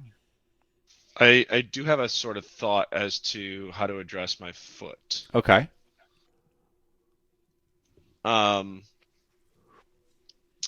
I one of two ideas. One, either sort of like a peg leg that has a dagger sort of hidden in it, so I can like take off an outer sheath and the foot is a blade, or I have that thing which is arcane firearm. Says 5th level, you know how to turn a wand, staff, or rod into an arcane firearm. You just have to carve sigils into it. And you want My thought to is- shove a wand into your fucking stump. I want a peg leg, but I want to carve sigils in it and start using my peg leg as my arcane focus no, to get an extra okay, all right. D8 Hey. on my spells. Stop talking. That is what you are going to do. Yes! That is, hands down, the coolest thing I've heard of in a long time. Yes! You have an arcane firearm peg leg. Yeah. All right. Okay. Hey, fan artists out there, I know you're listening. I know you're listening. Please draw this. So you're doing this and you're inserting it into your leg? I imagine you are going to craft yourself a peg leg and then carve the sigils into it. Yeah, my thought was I would carve the peg leg and the sigils into it, and then it maybe I don't know. I suppose it's up to you as to how easy it is for me to attach this peg leg to my body. We'll cross that bridge when we get there. But Okay. you will. I like the idea of you fusing a rod or a wand into your stump. I would say because you are more of a mechanical doctor, you would need to find maybe a flesh doctor to help you out with this. You know? Like someone that's a little more adept at the fleshy kind of thing. Unless you could just talk Merric into, just cutting your leg open. Well, you cut the leg open and shove it in there and he'll heal you. Well, it doesn't have to necessarily attach, right? Like it could be like No, how no, real prosthetic limbs work. Oh, You no. know, I want- you want it to go. Ryan, I know what you're you want it saying. inside I you. understand what you're saying, but I am Yes. vetoing that. That's a hard reject. Yeah, And this must be I want this attached inside me. to Torric. If only we could like just it. cut Okay. away your flesh and have a little bone exposed and you carve into that. That'd be cool, but that's a little too crazy for me right now.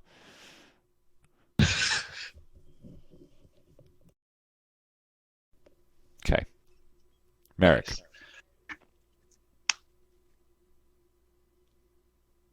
Merrick, are you there?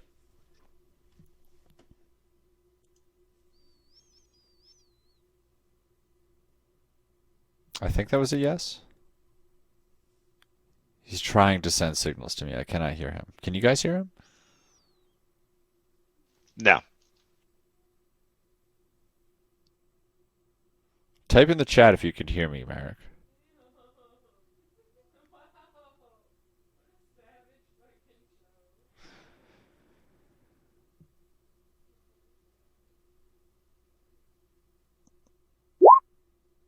Okay. He heats us, which makes me happy. I've never been heated by people that have said it like that. Okay. So you ready to kind of sit down and read this book? I'll take your silence as yes. So you open up the life and labors of Ludwig. Sorry, my mic was muted. That's all right. I figured you would figure it out. You open up the life and labors of Ludwig Longfellow. And there's no like table of contents or anything like that. There's no chapters. You realize it's kind of just structured out like a journal almost. And you know, this gift that Lutera and Masag have gifted upon you, it doesn't really, you're not, because you've never really read before, so you kind of are just like looking at the book and it's kind of like playing out like a movie almost for you. And For sure. the movie you see playing in front of you is the movie of a man. He seems to be raking his field because he is a farmer. His name is Ludwig Longfellow, and he owns a farm in the corner of a forest. And this book is basically he explains to you, because he's kind of talking to you kind of as you're reading it. He explains that this is the book of his life and all the mundane and remarkable things he sees in his day-to-day life, you know, as a farmer that happens to be a squirrel.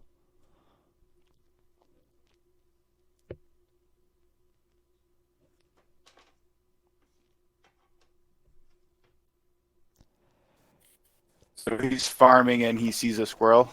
No, he is a squirrel. Ludwig is a squirrel. He's a squirrel farmer.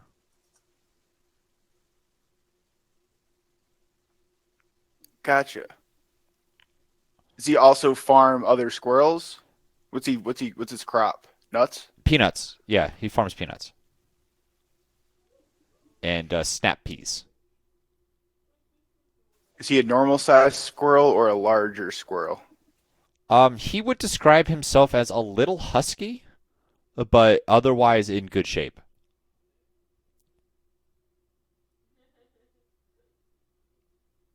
Squirrel family? He does have a wife. Guinevere is her name, which he likes to shorthand and endearingly call her Ginny. And it's just the two of them. He hopes to someday have a litter with her. But that's he right now. He's just focusing on getting his farm back to being able to sustain them, and hopefully he'll be able to bring the excess crops he grows to market twice a year when he goes.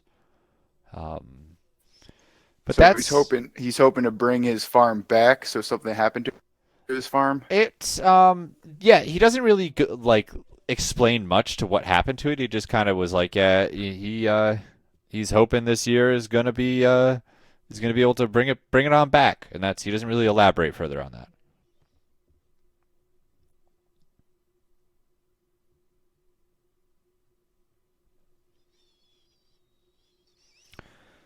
But the first quarter of the book, as you make your way through it, it just kind of talks about himself a little bit, his farm, his wife, um, and then most of the journal entries are just pretty mundane stuff. Him finding a cool rock that's kind of blue colored that he takes and he gives to Ginny, which she likes. Um, there was a whole or a whole entry devoted to how one year he had a whole like normally peanuts they only have two pods in a nut or two nuts in a pod. I'm sorry. Well, this year one of his crops actually grew three nuts in a pod, and he decided instead of eating any of those, he was just going to save those three nut ones and plant them the next year, and hopefully he would be able to increase his farm yield. That was something he was pretty interested in. Um, he Another journal entry was about how he spent the day rebuilding one of his rock walls because it had gotten knocked over by some sort of animal that came through the night.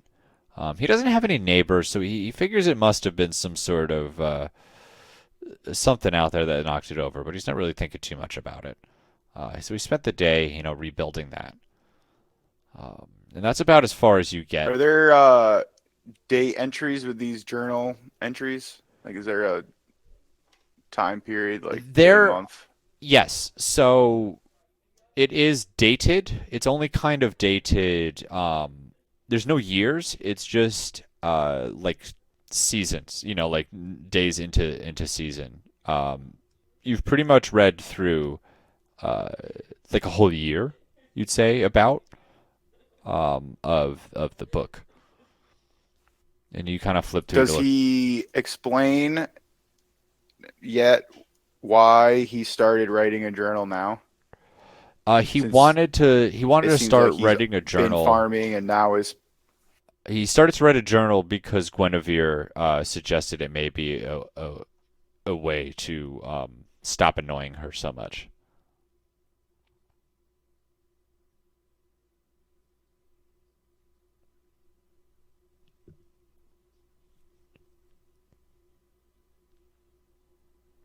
Any other questions? hang on, I'm taking notes. Okay.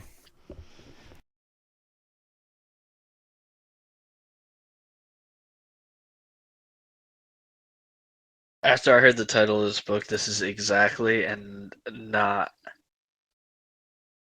at all what I thought this book was going to be at the same time. It's exactly what I thought and not at all what I thought at the same time. I am so happy that you feel that way because that's exactly what I was trying to As get. soon as I saw the title of the book, I was like, I really thought, I was like my immediate thought was like, this is going to be some type of fucking like autobiography that ends abruptly. The guy finds a change of power, his life changed a lot, and then boom, it just ends. But like, is it a squirrel? What's happening? Yeah, he's a squirrel, dude. He's got a really bushy tail. He's really proud of his bushy tail. Is what he is. That's actually what he really thinks Guinevere first caught what caught her eye was his exceptionally cared for bushy tail. But what if really this guy's just a human who thinks he's a squirrel? I mean, to be fair, it is written in Slivian. Ooh. I don't know what Slivian squirrel, what fucking fairy squirrels are like. What instrument was used to write the book? Appear? A quill, an ink. Like, is this squirrel using a quill that's as large as he is, like two-handed, writing this autobiography? I mean, the book is normal person-sized, right? Yeah. Yep. So It's not like a small book. This book. It's like a normal sized book.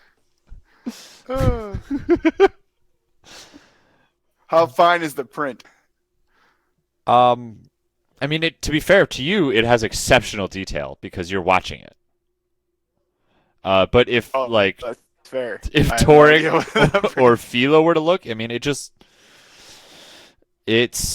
normal sized, man. It's nothing, it's a normal sized book, normal sized print, albeit in a language you cannot read. Can I see if this movie is trying to deceive me? I as a DM will tell you, Garrett, that what I am telling you from the book is not the book trying to deceive you at all.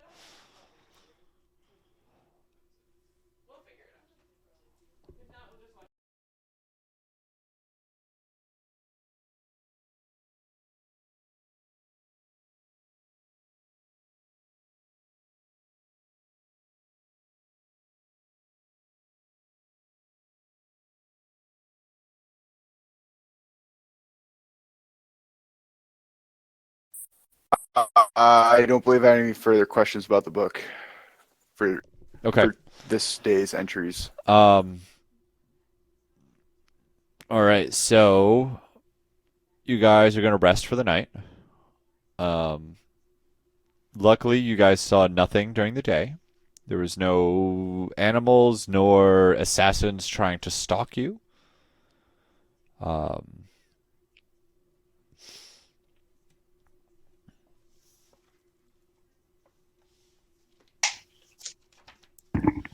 can I get some? What's the order for keeping watch? It's been a while since I had to say that. Torric keeps first watch. All right. Who's second? Who's third?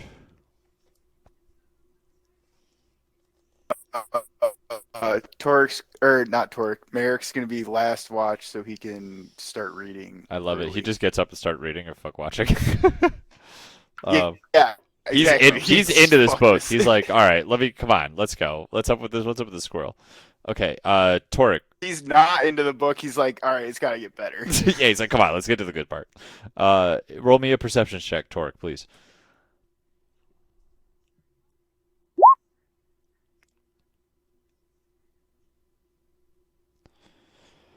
Yeah. I mean, you don't see anything.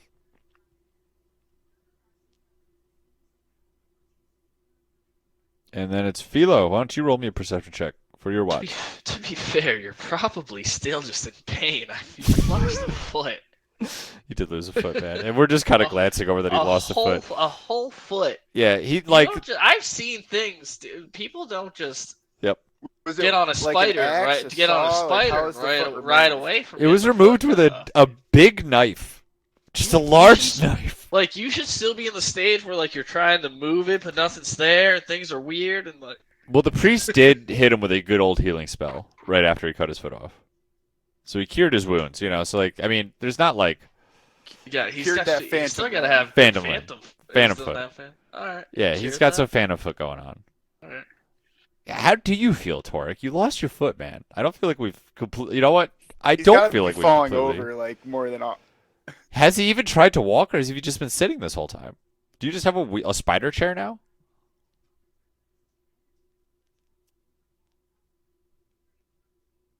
Is your mic muted? Oh, the No, pressing the wrong gangrene button. got him, Torric died. The No, game got him. He's just been Professor Xing around for the most part, and I mean, it hurts like a son of a bitch, but he's got a plan, and he's just working on carving that peg leg. His pain is like honing him into being able to focus into creating the peg leg. Dude, imagine if I lost my foot, it would ruin my whole class. Nah, I'd give you some. What I would do is I would make you lose your other foot, and I'd turn you into Camille. Okay. You just put big old As- blades on your As legs. as we're walking, I'd like to brake check Merric or Torric. Merric wants to brake check Torric at least once to like bang into the nub. Torric, have you just rubbed it? Have you just rubbed your nub? I have rubbed my nub Okay. in private. Yeah. That's not something you do in front of friends, because then I don't know if they'd be your friends for very much longer. Alright, am I rolling a perception check? I don't know. Yeah, we gotta get past this. All right. There is definitively nothing stalking you. From Stag's Crossing or the 100 Acre Woods? Correct. Okay. It does seem, for once, you have a night of peace.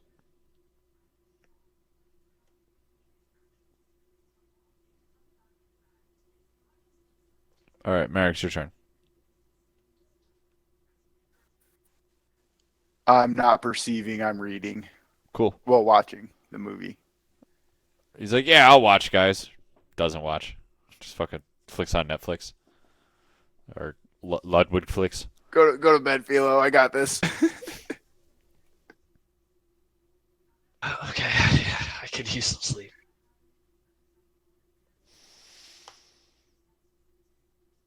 And I'm gonna go to sleep. Okay. Well, back to sleep, right? Because I slept, woke up. Yeah, you'll be able to read a little bonus extra now from that. Okay. I'm just gonna start reading him the next part of the book, and then we're gonna figure out what you guys do for the day. Um. So. Disappointed you lied to me. And then you're mauled by wolves, and you all die. Fun game. Okay. So you pick back up in the book, where Ludwig is about to describe. He describes his first like his first time he actually takes. He has some spare crops that he is going to bring. Oh, I forgot about the dream. Right, you're fucking right. Let me. I just don't want you to like miss on. I'm gonna forget about that. It's Yeah. fine. I just Okay, don't let me go want do that you- really It's quick. part of the. It is a part. I almost forgot again. I'm gonna pull you into a different channel really quick. User was moved out of your channel. So, you know how you've been having that persistent dream where you keep getting attacked and then the chain appears and it The blocks the bull axe. figure who attacks me. Yeah, and it blocks the axe, with the chain. And then Yeah, I then pulled the you wake chain up. out of nowhere and blocked the axe. Now the dream has changed slightly. Instead of you winding up on your back with the chain above you blocking the axe, it seems to be more of an even fight where you are wielding the chain to actually be able to block and fight back the axe attacks.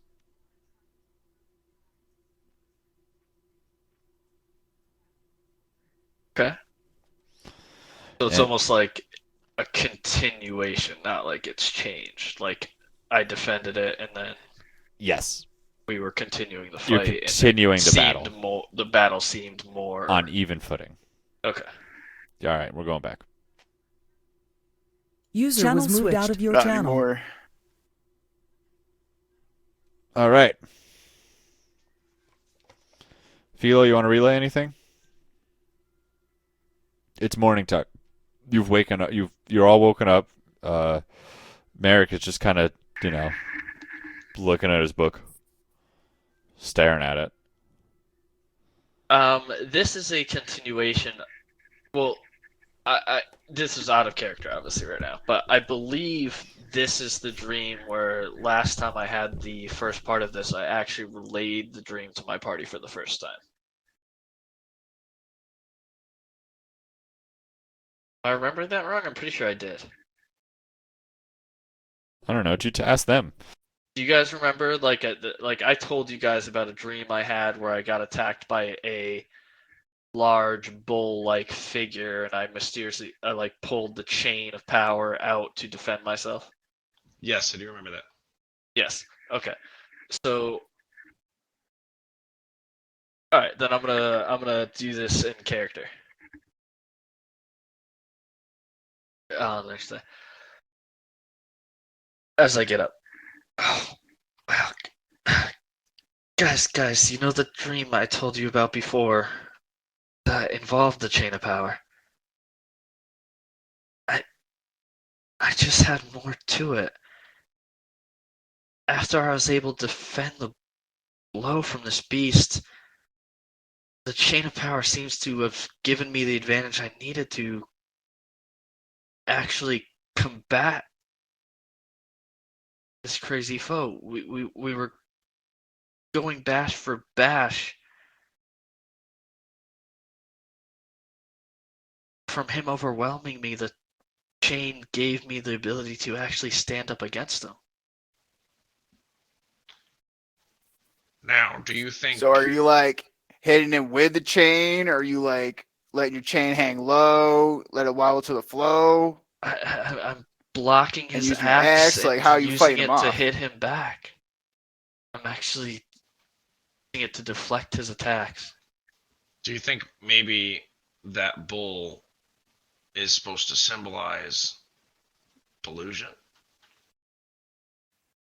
No way, dude. It means we're coming up against a minotaur. I don't. That was my thought too, but Belusion we know has 2 of these artifacts. And we know he'll be coming Yeah, for a but third. the chain of power is not going to stop Illusion, though. I bet we But we got to know- find a minotaur. Maybe Trust me, maybe I'm it a gives us bard. the I know advantage plot we have theory. to. Gives us what we need to be able to stand against them. We need to find this, Merric. This book is the only clue we have. You need to figure out where we need to go to get this before he gets it. Yeah, I think we Okay, need so to get our let me hands sum on the up. chain of You're power. right. So to summarize, Philo's dream reiterates what we've known for like 2 months, month and a half. I'm trying to read my book. We didn't know that this chain of power would give us the ability to stand against him. Belusion has an army. Belusion, he has 2 artifacts. Yeah, well, Ludwig's got 3 peanuts. There's 3 nuts in 1 peanut. Maybe this last artifact is more powerful than the other 2.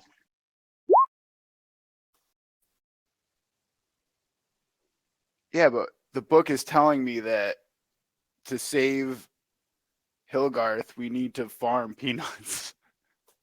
I think you have a little more reading to do. I mean, I'm only past the first couple entries, but like, it's really in depth about these peanuts, bro. This is all we have. Dig deeper.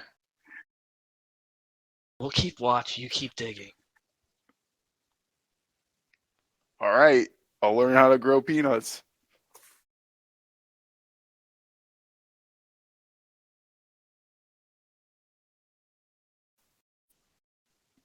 And so Merric he continues to continued read to learn how to about- farm peanuts. Is this what we're gonna do? Are we just gonna be? Are we gonna stop and become peanut farmers? I'm down.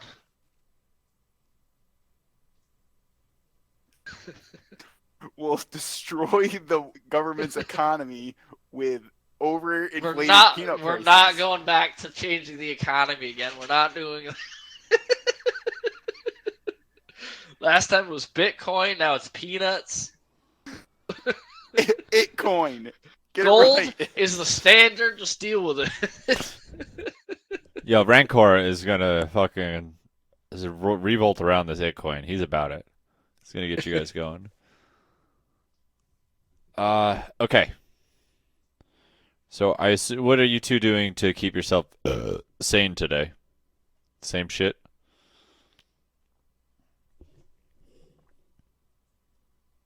Oh, this. Yeah, I'd say he's putting the finishing touches on the peg leg. I love it. And Philo is just brooding. What's that? Is Philo just brooding? Say breeding? Brooding. BROODING. Alright.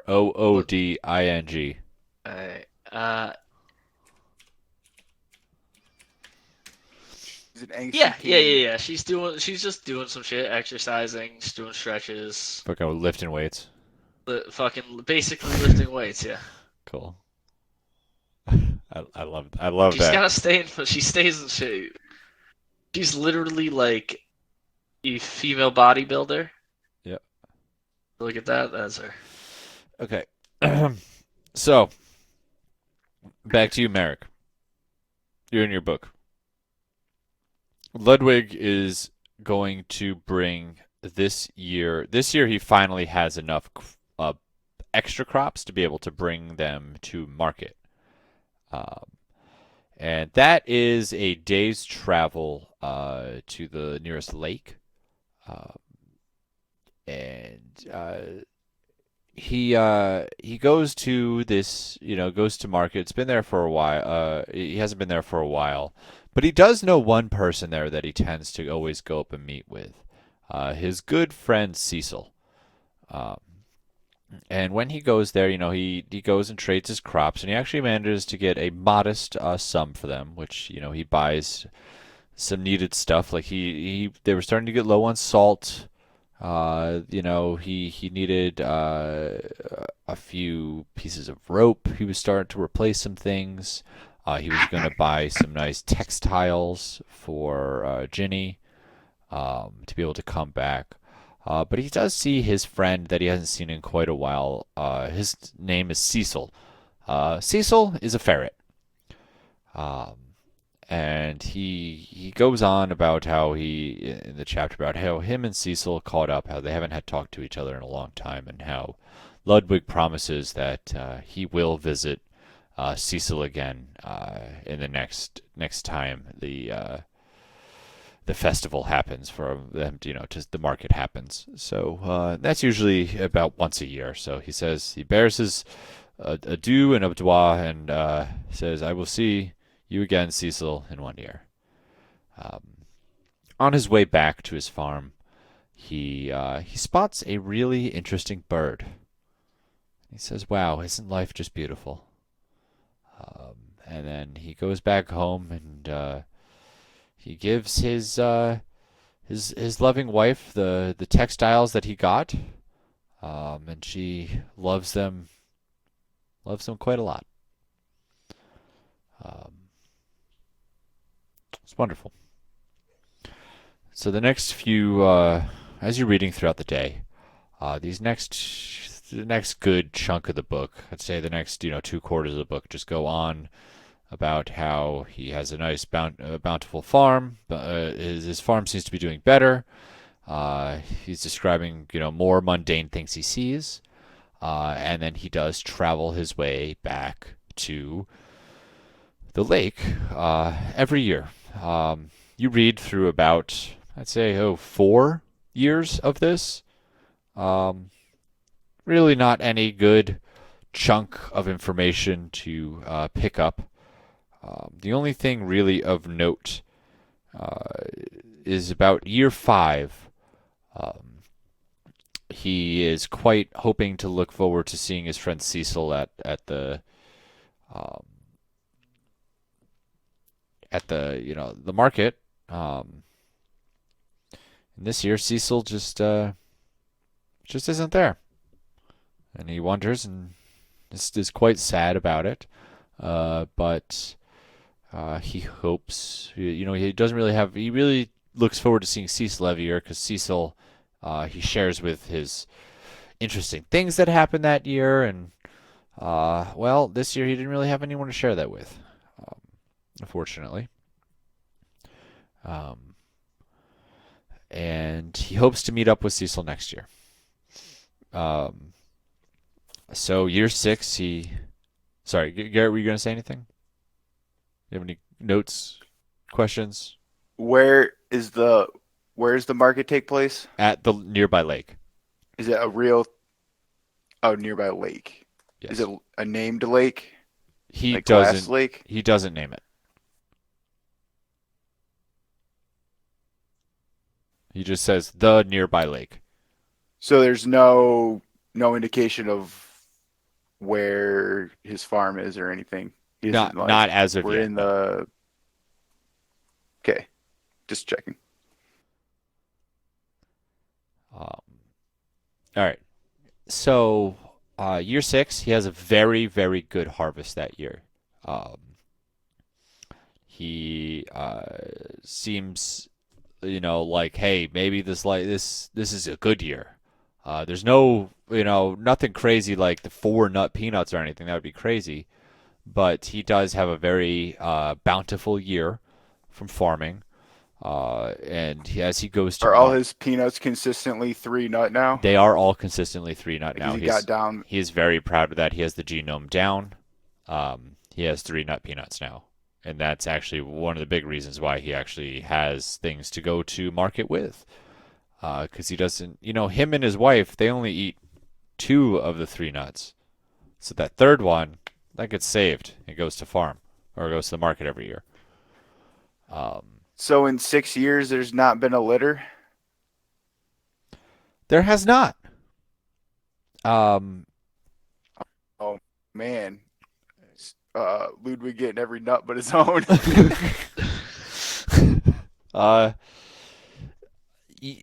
What's weird is less and less of the chapters have been, discussing Guinevere. So maybe that is something you did pick up on. Guinevere isn't being as talked about as much as in his previous chapters in this book. More about peanuts. More about peanuts. More about Cecil too. More that you're finding out that he's worrying more about Cecil than he is his own wife. You gotta nip that in the bud. So it's year 6. He doesn't know where his wife is. He doesn't know where his buddy is. He knows where his wife is. He doesn't know where his buddy is. This is true. Year 6, very bountiful. Ludwig goes to market. Cecil is again not there this year. And this chapter ends very shortly, kind of abruptly, with basically just saying, Cecil was not there again. And now you kind of start to notice that the journal entries, they're kind of getting further and further apart from each other. Each entry is kind of getting shorter and less descriptive. So this is after year 6 or after year 7? After year 6 it's starting to get less and less descriptive. Okay, so he goes to... This is the second year in a row he has not seen Cecil. Right, he went missing at year 4, right? Well, Harvest, or the 5th year, after 4 years. Yeah, so he went missing. So he went missing year 5. It's year 6. Yep. It's been another. So it's twice he's missed Cecil. And now the journal entries taper off. Yep, they're getting further and further apart.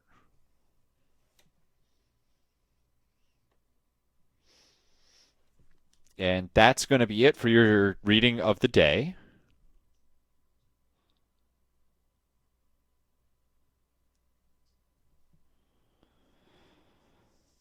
You figure there's about a quarter of the book left. So, you finish. Did you mention what Cecil does or what their relationship is? How they met? He just said that they've been old friends. Or what their history was. He's just old friends. Old friends. Okay, I was just wondering. Yeah, you feel like he's kind of writing this journal for himself. He's not really writing it for others, He doesn't really explain a lot of things. He just says things matter-of-factly. Like, oh yeah, this is Cecil. Why wouldn't you know Cecil, Hard-working farmers, right? They don't see their friends that often. He's looking forward to see him at his fucking fair, tell him about their fucking farming. Yeah, he talks to one other person all year. Fuck. He's got to just unload on his boy Cecil, Maybe there's something about why he hasn't had a litter in all these years. Yeah, that's what I'm getting at. ED. His boy Cecil. Mm-hmm. Yeah, don't go saying he's not busting nuts at all, Maybe you don't know. Maybe Jenny murdered Cecil to shore up the family. All right, now we're getting too deep on we're talking about a book inside a game. No, we're talking about a character's interpretation of a book inside a game. Yeah, we're talking about a theory crafting about a book that a character has inside of a game. Are we just defending him while he's reading fucking Winnie the Pooh right now? Yes. That's it. That's what you're doing. It's Ginny the Pooh, but close enough. Um, So funny. I don't know why. can you guys give me another? Okay, first of all, do you guys want to role play anything before the next night for the checking? I just want to make it known that Merric is just like alcohol, beer, and then someone has to go get one. obviously, Philo's gonna. Merric, have you hit anything about the chain of power? Anything at all? I need another beer to find out. Yeah, has Merric filled them I in don't at have all? beer. You have all the alcohol on you. I can't get you beer. Yeah, so like let's play this out real quick. It's the end of the second day, the first full day you guys have been there. Merrick, you finally decided that you cannot take another chapter of him fucking talking about the shape of the roots of these fucking peanut plants anymore for the day. It's boring. Talk about something else. You close the book. Kind of aggressively, I may add. Here I was.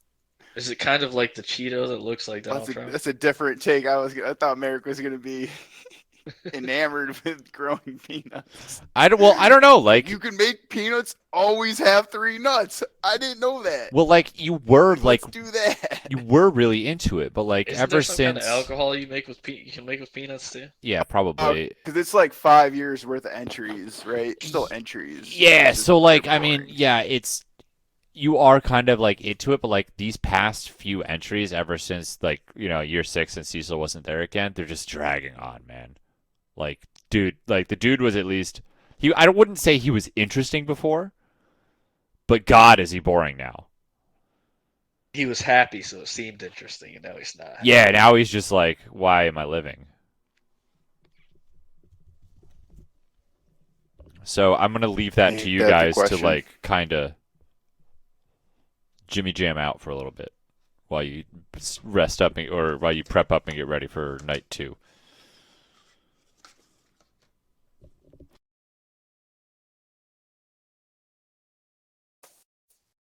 Hey, Torric, you're you're a smart guy, right? Uh, I'll trade you shifts tomorrow. You read the book, and I'll stand watch over you, I guess. This is in the Slivian, right? Correct. Yeah, I can't read that, right? You tell me. Can you read Sylvian? What does your character sheet say? Yeah, totally. Okay, that's a no then. Yeah, sure. I mean, I can give it a whack. Oh, thank God, this book sucks. It just keeps going on and on about these fucking peanuts. Like the first year, it was cool. Like he got 3 nuts, and then it's just the same shit over and over. Like he never goes to 4 nuts. Like what's the fucking point? God damn. There must be a point in the book that mentions the chain of power. That's why we're here. That's what Stone Daddy said. That's the bookkeeper said. You just have to keep reading. Yeah, and what if it was all a lie? What if they were wrong? We'll figure And this that is out. just a You book only about you, fucking a you're- peanut farming squirrel, Philo. You're halfway through. You're over halfway through. Just finish reading the book. Look what we just went through from Sex Reference to get the book. Just finish reading it. Oh, I get that. I'm just letting you know to like start preparing for when like my big plan is to fucking farm peanuts. Because that's all the book's telling me how to do. In good detail, I might add. I mean, don't get me wrong. Like, I'll grow you a fucking nice ass peanut. Like, there'll be 3 nuts in each pod. Like, we'll make a fucking mint off of it. But, like, I kind of hate peanuts now.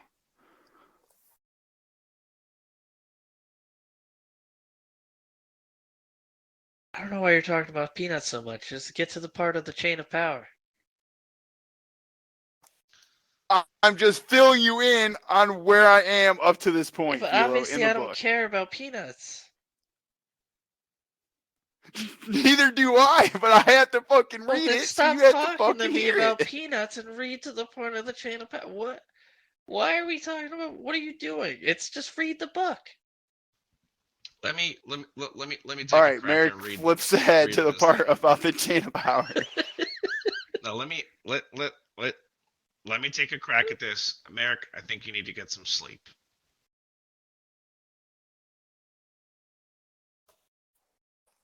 Fucking sleep, fucking eat. I need to fucking. Brah. Merric tosses the book into onto Torric's stub.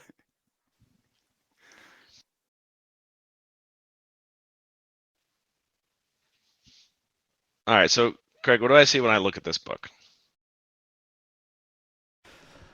It's a book written in a language you don't understand. And when I'm pouring through it trying to understand the ruins on the inside, I can't determine anything. I mean, okay. Have you ever tried to like look at something written in Chinese or Japanese? Sure. Okay, you're getting a very similar experience.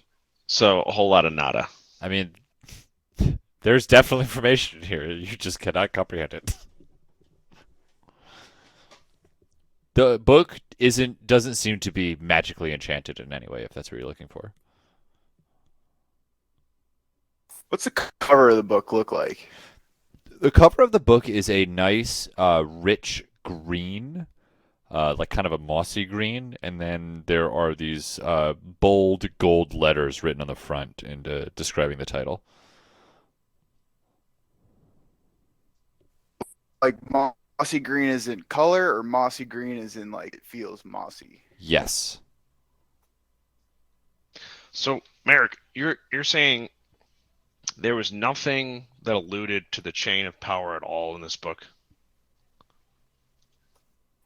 Unless you grow the chain of power out of a fucking 3-nut peanut, I'm telling you, I haven't gotten any information about the fucking chain of fucking peanuts. Well, have you So- finished the book? So tell me about this 3-nut peanut. You don't think there's a coincidence that there's 3 nuts in it and there's 3, powerful relics here? So Oh shit. so Maybe the so relics, maybe how- Ludwig grew the relics out of a peanut. how Oh shit, give me that book back. Give me that book back. how did he It's how did furiously he trying to read? he throws the book back and says, how does he grow the peanuts? Explain that part again. Merric explains in excruciatingly Ludwig-like detail how to grow a peanut. Oh, that is excruciating. It's tomorrow. It's the next day. You guys have lost your sleep. It's because the detail was too long. Ludwig-based detail is excruciating.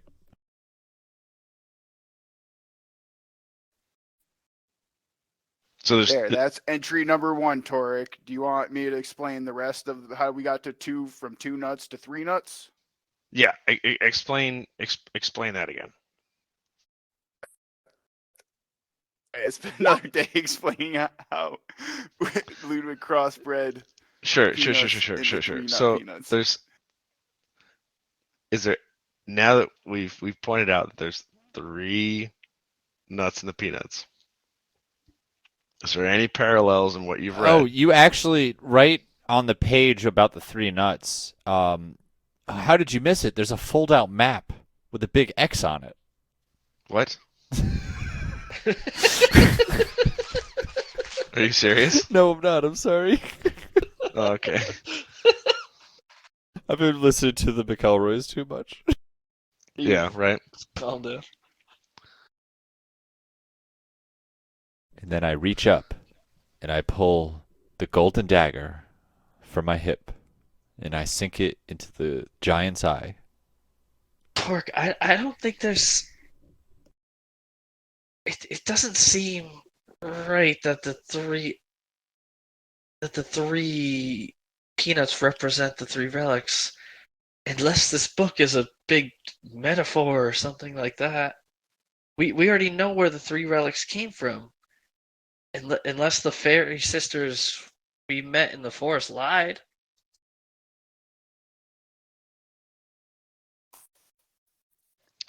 If it's Tara not, did not fucking lie. so Then we know they weren't grown from peanuts. then the message has to be hidden, either in metaphor or by magic, whether Or it be he in the just didn't get words. there yet. He hasn't finished the book.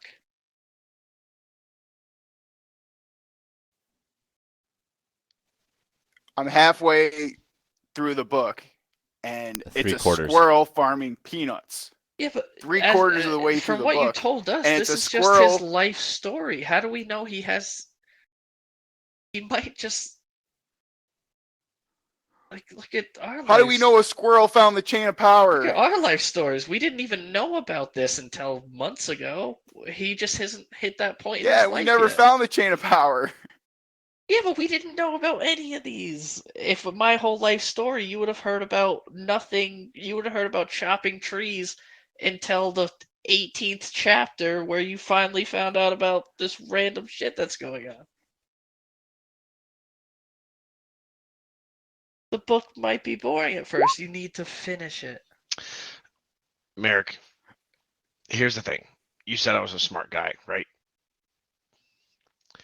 I can't read this fucking. Sarcastically, yeah. I can't read this fucking book. Sarcastically. I'm gonna be straight with you. I It don't doesn't- want to read the book, so Philo, you read the book. I No. can't read the book either, and you know Merric. that. Merric. For some right. reason, Well, if I'm I'll the make only it- one that can read the book, then everyone shut up and I'll read the book. Merric, we need you to tell us what's in the book so that we can try to decipher it together. But we can't read it. So you communicate what you see in the rest of the book, and maybe there's a message hidden in here. Peanuts. 3 of them. It's where I'm at right now. I'll let you know if we get to 4. That's all we need. Continues reading. Okay. I'm not going to make you guys roll before watching for this night because I want to get through this book. And I don't want you guys to see something that may you have to fight. So we're going to just go to the next day.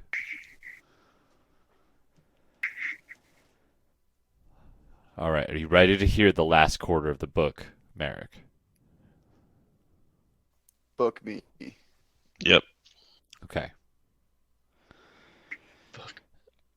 The book continues on in its dreary kind of melancholy, chapter progression. Until the last chapter, there is immediately a large change in attitude. You could see the beginning of the chapter started off with Ludwig describing how it felt like it was going to badly storm later that day. So he's tending to his nut shrubs in preparation for the big storm that he believes is coming. And then he sees something off in the distance that's usually he doesn't see a lot of movement around his farm. It's kind of a dreary, kind of low traffic area.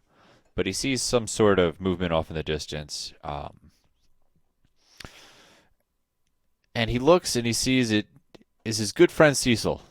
So he drops what he's doing as the two run to embrace each other. Cecil looks different, snazzier somewhat. He's, his fur is a little poofier, a little more colorful. He just looks like he's carrying himself a little higher as well. Cecil said he would explain soon, but Ludwig better prepare, because the local lord is on his way here with urgent business. Cecil explained how he's been working for this lord a dream walker. He's been granted powers and responsibility. He's the Lord's envoy. And there's a great danger to the land they all live in. And they knew not who to trust. But Cecil knew he could trust Ludwig to keep it secret, so they suggested they come here. Ludwig is a dutiful host when his guests arrive. It's a small party of about 10 about 10 creatures. Ludwig and his wife are dutiful hosts. They cook for them. They bring them drink. They make sure that they are well prepared and need anything. Cecil explains how they will only be staying one night and then they will be moving off into the morning. But they are glad they could find shelter here. For it is, believe it or not, a dangerous world out there. Do you have any questions before I continue, Merric? What year are we in? 7? The year, the 11. next year after the last century. 11. So 5 more years pass, Yep. and I gotta fucking read 5 years of fucking peanut farming. Well, the chapters were like sparser, like far and further between, so like it wasn't 5 years of chapters. It was like maybe a year of normal chapters. Gotcha. We never got to 4 nuts. Never got to 4 nuts. Nope. Fuck. I know. Gave up on his dream. Yeah. Anything else? They don't wear clothes, do they? Like, Cecil's not wearing, like, a uniform or anything, is he? He's just poofy. He's just poofy.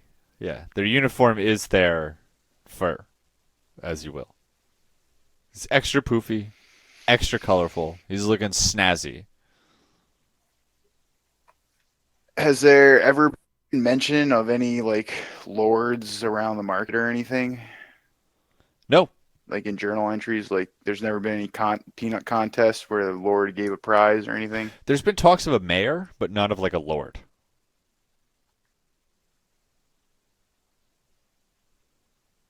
Okay.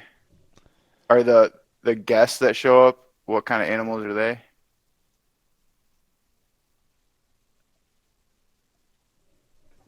Let me see if it says what kind of animals they are.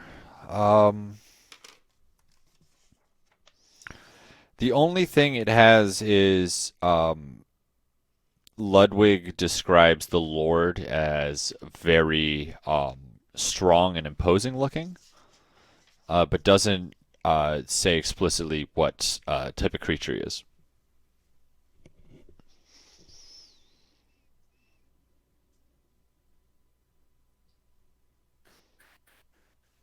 Fucking have to deal with peanuts. The author doesn't have any kind of insight about what his audience wants. This book's a mess. So, I don't know if you know this, but squirrels have excellent hearing, and Ludwig could not sleep that night. So he was eavesdropping actually on the Lord and Cecil as they discussed late into the night. And now this is what's the kicker. This whole thread right here is like maybe 3 sentences in the whole book. He overhears they're going on a mission. They're going to do something like seal away some corruption. Ludwig has no idea what that means. But the Lord does talk about this chain he has that has power inside of it. They're going to use that chain to seal away the corruption in the area.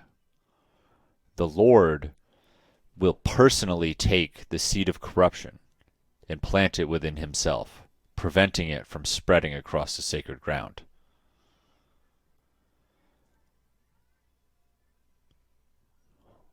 Ludwig has no idea what any of that means.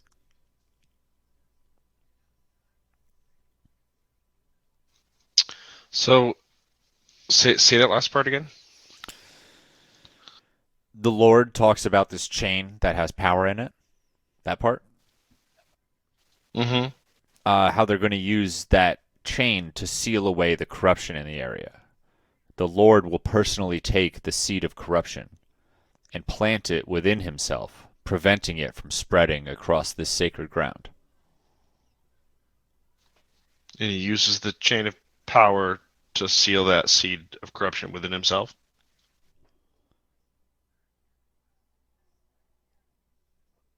I said what I said. Gotcha.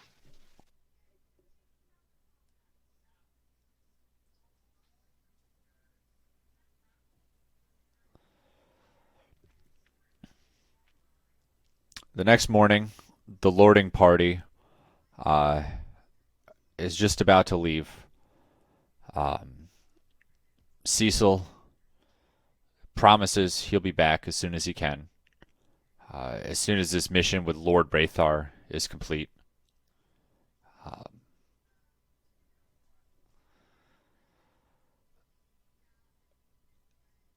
And he promises to meet him at Glass Lake next year.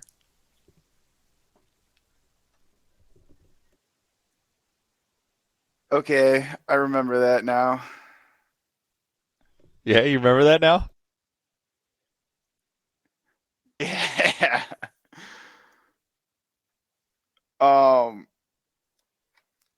So the Lord's name is Lord Braethar. Yes, it is.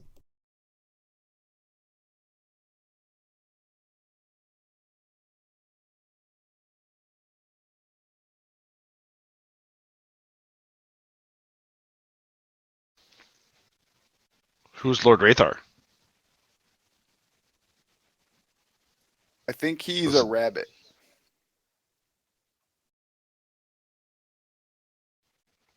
You just think he's a rabbit? Maybe like a possum. Like in real I life, don't know you're saying? what's strong and imposing to a squirrel. Oh. No, Gotcha. Braethar is Rathar like, sounded remember familiar when to you. I had those like Craig, I had like a Braethar hint somewhere before, but I forgot about it. And Yeah. then I had it again Yep. when we were traveling. You did. You had two Raethar hints.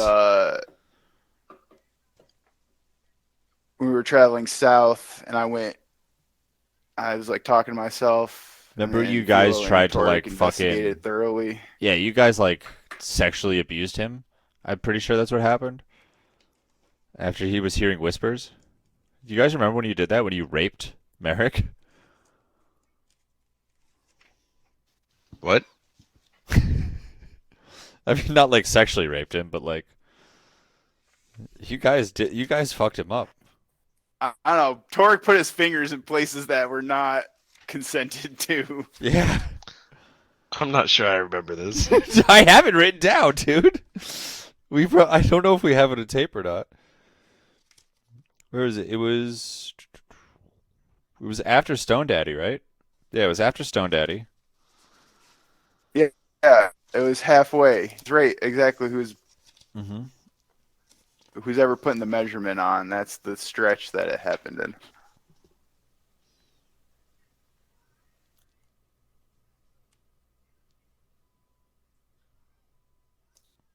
Ryan definitely remembers this happening. I've been muted this whole time I've been talking. Oh my Crap. god, you have been muted so much. Holy shit. I hate you. Oh, I've been saying yes. I absolutely remember every aspect of that. I've been marking it like this. So I thoroughly remember raping Merric. Yep. Oh, Jesus. 100%. We did it. I grabbed him. I held him. You stuck fingers in his mouth. Oh, that's right. Because we were. Yeah, you did all, because he was talking to himself. No, we were trying to figure out what was wrong with him. It was performing medicine checks on him. Yeah, that's what you want to call it. Yeah, that's what we're sticking with. Yeah, Jeffrey Epstein I definitely was just apologize to performing him for medicine going. I checks, dude. apologize to him in character after that for going too far.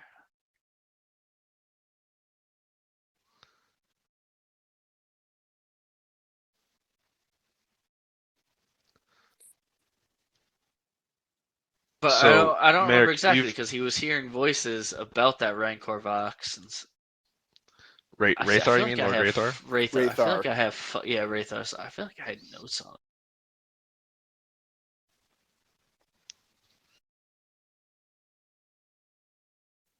I think it was in Lutera's So temple. There was something about he Wraithar, but I wasn't taking notes. Oh at my the time. god, this is my whole fucking. I literally.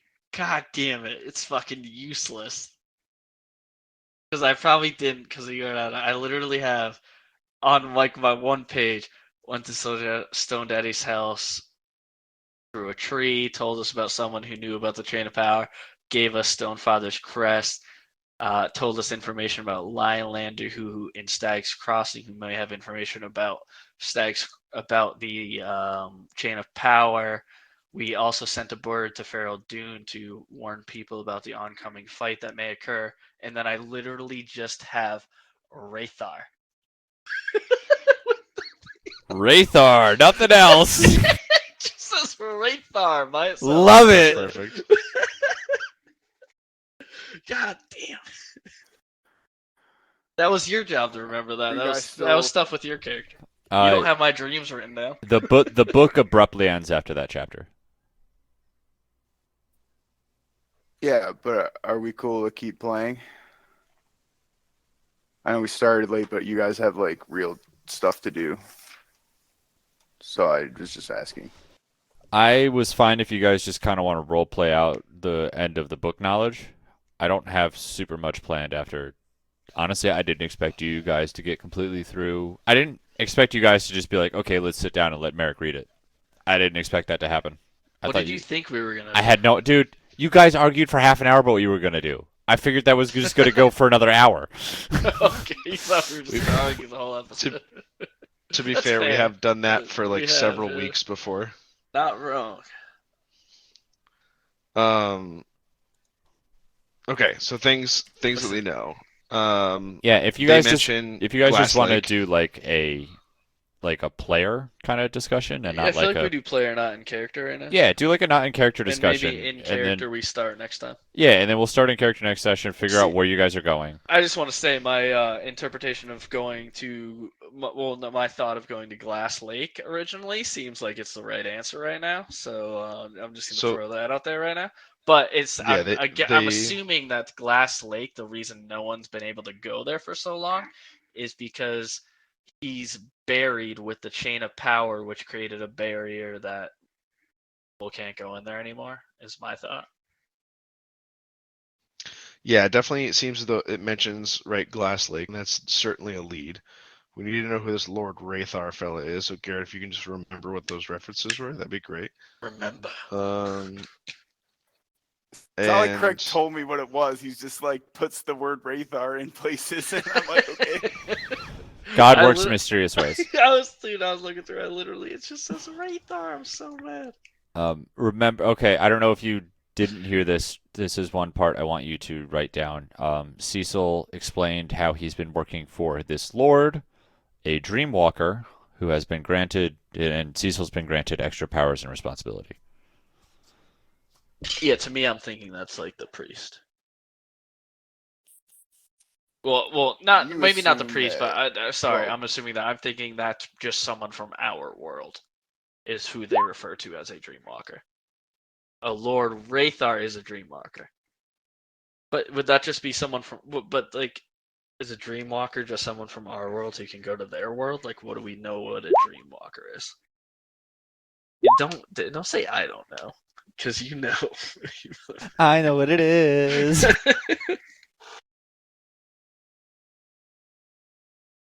Alakachung.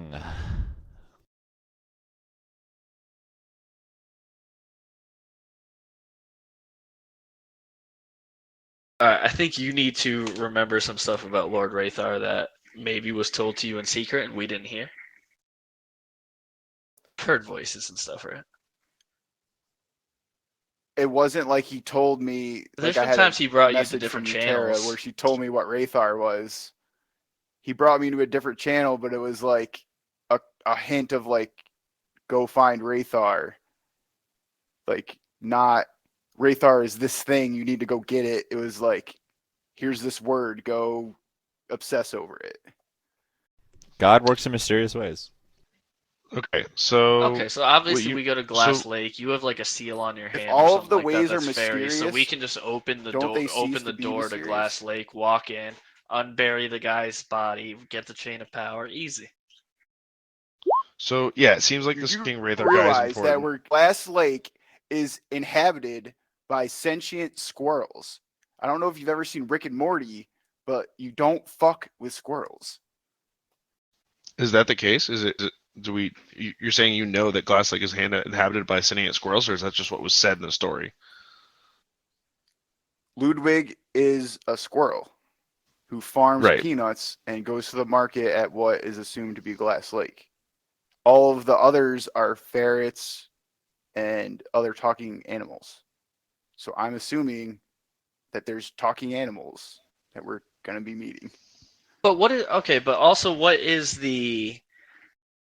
So what does that mean though? Shit, because he talks about the chain of power and how he used the chain of power to seal the corruption. But in order to do that, he had to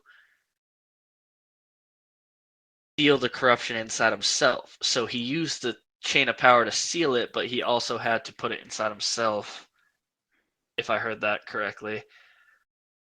So what is the corruption that they were trying to seal in the first place? Because we know what these relics already do. We know how they're created. We know the Raven created them in order to keep humanity out of being able to. Because the original 6 key or whatever was there to stop the Golden Power from getting into our world. And then the Raven created the sail with these 3 keys in order to keep humanity from being able to get to that world in the first place. So why part was of it this was like whole chain of power separate from that whole interaction? Like, what were they using it for? Maybe the corruption is I'm not sure that it is different. Like separate So- from everything like Sorry. we've been corruption is talking about. humanity. Corruption is humanity. No, because the Raven already used it, the 3 keys to lock that out. Like what this chain of power is being used separately by itself. Right, but we're not. That's total. Like I feel like you're like connecting things that like you're mentally metagaming, where you like Craig's That's giving not mental. clues and We're trying to talking connect as them. players. Right I'm explicitly telling you we're guys to talking about metagame right now. players right now. We are metagaming. This is the whole point of it. So Well, all right. I'm just saying that I think you're thinking there's no like, such thing as metagaming. You're connecting too many dots. I don't think I'm connecting too many so dots. Like overthinking. we're literally. I don't think I'm overthinking. We're literally know Guys, that these yeah, 3 I things think are the made point- as the key to that. So this is a separate thing the chain of power was used for. Right. I Which think has nothing to do probably After I think with that's the I think it's original used for intent of the yes, things. exactly. I think it was created for that Okay. originally, but then it was found after and used for a different source. Let me ask you this: why was the gem of wisdom at your school? I never really got the answer for that. I don't know. Okay, because I think the little animals use the chain of power to keep people and like other races away from Glass Lake. That's why no one can Yeah, get exactly. That's what I'm saying. I don't know why you're saying I'm connecting too many dots. I hate that you guys are like arguing the same thing, but I know. you are. I think so too. I'm confused.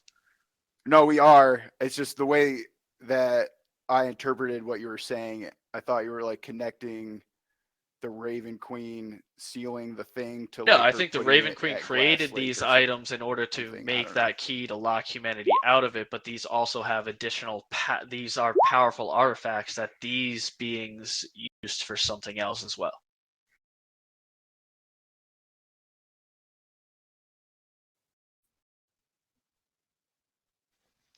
so. Yeah, once yeah, Go ahead, Zeke. Sorry. No worries. So a couple of thoughts here. I kind of see what you're saying, where I guess post sealing, because we know that the Gem of Wisdom, the Chain of Power, and the other relic was used to seal the entrance to the Fey world, where that original dude and the Golden Power were locked away from the Earth plane, right?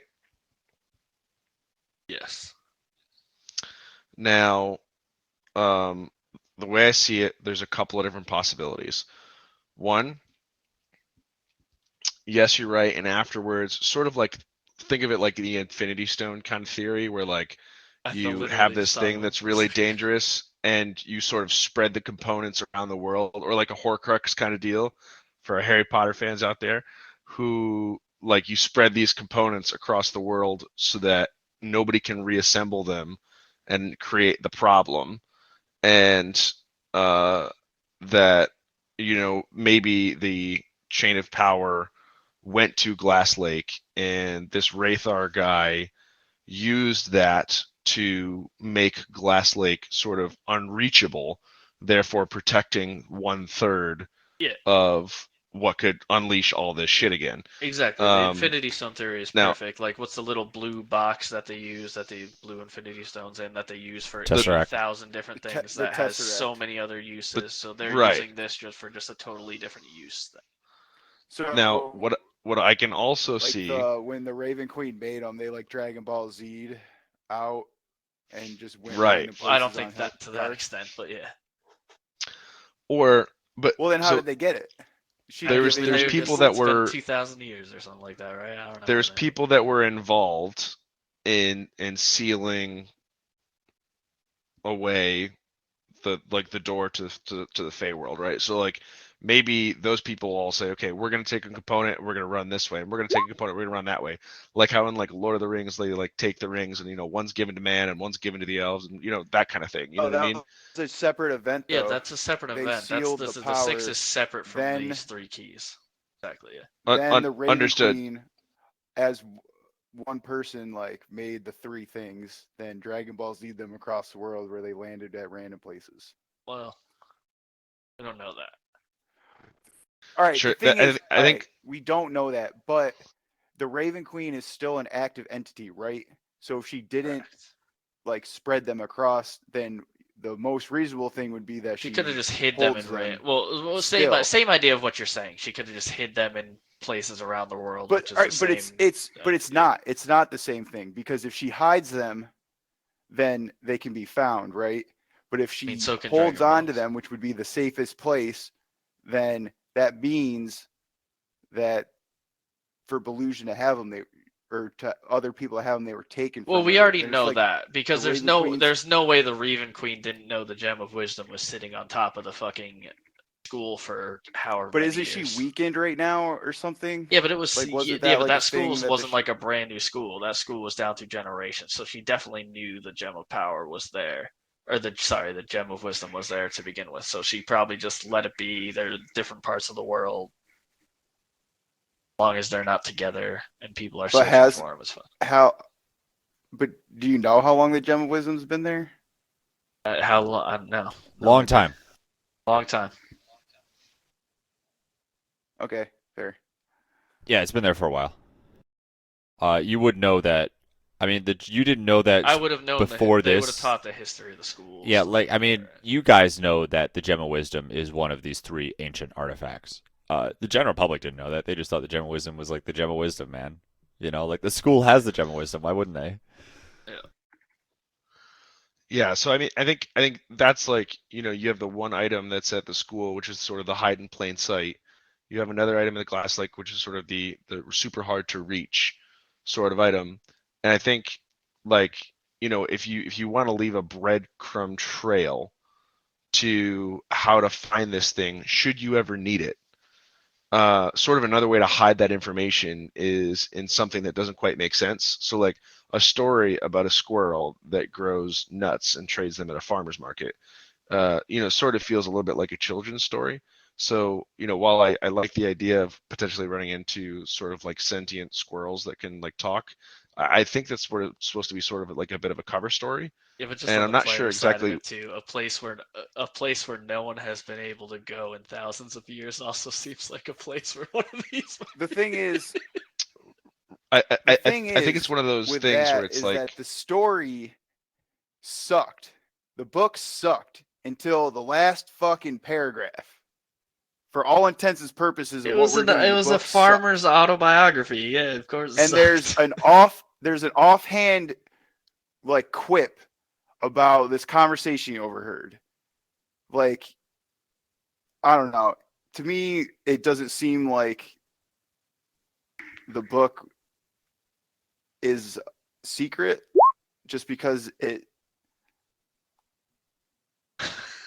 I don't know. It's just so much to just filler. It's I like liked your watching a book, whole Craig. episode. It's like watching an entire season of watching Goku go, ah, and the other guy goes, ah, and then at the end, Goku fucking beats him in one punch. Like, so I think a smart place to hide this, like the reason why Glass Lake makes sense is because if it's this place that is rumored as sort of unreachable, then people Yeah, but just I don't think that's almost sort why. of I don't think start to. that's it was hidden there because of that. I think them. Can you get what, Mike? Can you guys hear me? Yeah, we can hear you, and I yeah, and I I and I, also I agree get with what that you're saying. I think they made that place them unreachable performing, yeah, so they that, made this place yeah, unreachable. I don't think it was I ever part of like the Ravens Queen's intent to hide it there, anything like that. It was hidden there on purpose. This item just they wanted to I I block out the plague or I whatever it totally was, and agree. they created this barrier. I think it's been sort of lost to time in the same way that the Gem of Wisdom was just lost to, sitting on top of the school. You know what I mean? Yeah. Now I have a question about a different thing. What sort of lines can we draw to this whole Dreamwalker detail? Because that seems significant. What do you guys know about Dreamwalkers, or what do we know that's similar to a dream walker, and Well, what do we know about this at I this lore don't know. point, I thing? don't know shit. I'm if you're assuming the asking Dreamwalker Merric, is Merric's like someone who's Philo's the our fucking world. Dreamwalker. Well, yeah, no, I don't think that's what they call. No, what did you call me, Craig? You're the seeker. Seeker. I don't think. I think they're referring to Dreamwalk. I think a Dreamwalker is referring to someone who Potato, who goes potato. into the fairy world from our world.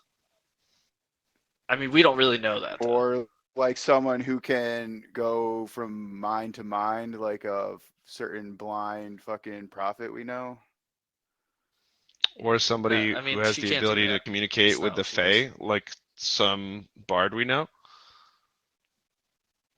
But why would that be Dreamwalk? That's just Dude, that's I just knowing. love That's just this. knowing Okay, Slivian. If you pause can really talk to quick. the Fae. Pause. The fact that all three of you came up with a different idea, that right there For is what? that is just putting lube on the DM penis right there. That's great. You guys But So which one's right? keep talking. So my Clearly, thought none is of is them are. Clearly, no. we Or just all of know them. that we've never seen Garrett communicate with the Fae, and we don't know that it isn't We have seen like Garrett communicate with the Fae. What do you mean? well, We've yeah, literally sure. seen him So like we as hand we to as hand players, mentally talk to the Fae sisters. so sure, we as players know that Garrett has talked to the Fae. We've seen it in We person as as characters as well. No, they we were as no. characters, All the characters mentally communicated with Lutera. I feel so you're saying everyone in this party has communicated with Lutera mentally? Yes. And I we thought that Lutera know just and we spoke Garrett. and into we your know that mind. and we all know as a party that Merric has communicated them with a deeper way because we saw them do the hand thing with him and everything like that. So I'm just wondering if that if that isn't what a Dreamwalker is supposed to be able to do. If that's not like you communicate with the Fae in some sort of I don't waking think dream communicating with sort the of thing. Fae is it at all. Because communicating with the Fae really, like, what do you mean communicate with the Fae? Do you mean speak Slivian? No, like as in what happened to Garrett. A Right. Fey warlock in Okay. D&D sense. Okay. That's sort of kind of what I was thinking. I would not. I don't think. No, that's So just a theory. I don't think so. Ultimately, I think we need to go to the Glass Lake. I think we need to find Lord Rathar, dead or alive, and he likely has the Chain of Power. I don't know sort of what we're going to find there, and I think that I think that's where we should head next. Glass Lake. Yeah, I mean, I think Yeah, I agree. I think it feels like Glass Lake was made very difficult to enter as a way to protect something, whether it be Rathar's people, other people from taking the Chain of Power, whatever, whatever the sort of motivation was there, Yeah. or if he was, if you think about it, like if you're in the situation where you lock away the door to the Fae and you have these three components, and these three components are either sent across the world to people, like the way I see it is it could be totally random and there could be no organization behind it, or whoever the descendant was, potentially this Lord Rathar, was involved with the Raven Queen and locking away that door, and he brought it back, and that was his way of protecting it, sort of as a standing guard sort of way. You know what I mean?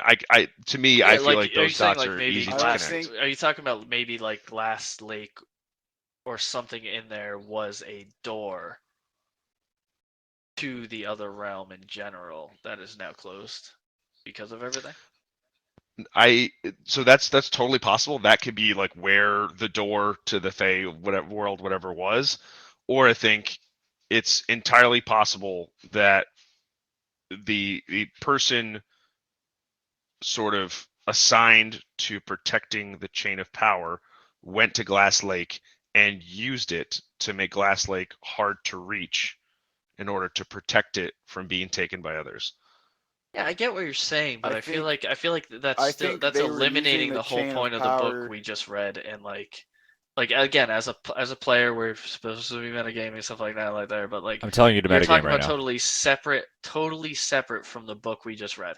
Like I feel like the book we just read, it can't be like, oh, this happened, but now you're saying someone else randomly took the chain of power there and used it, and the book there was just some weird story we read to get us there and find out this totally different thing happened.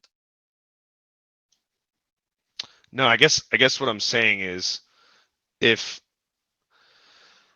I guess what I'm saying is that it seems like this Lord Rathar is connected with a chain of power, and I think Lord Rathar was connected to the original sealing of the door along with the Raven Queen, and that this story about fucking squirrels is a perfect place to hide the crumb that's supposed to take you to finding out where the chain of power is. You know what I mean? People aren't going to look for something so like you that don't think in this just was some like random actual fucking like book. squirrels from the fairy world that might be real thing? No, You're no, thinking you're thinking it's these people actually hid the chain of power there and then wrote this fake story as a clue out in the world. yes, But yes.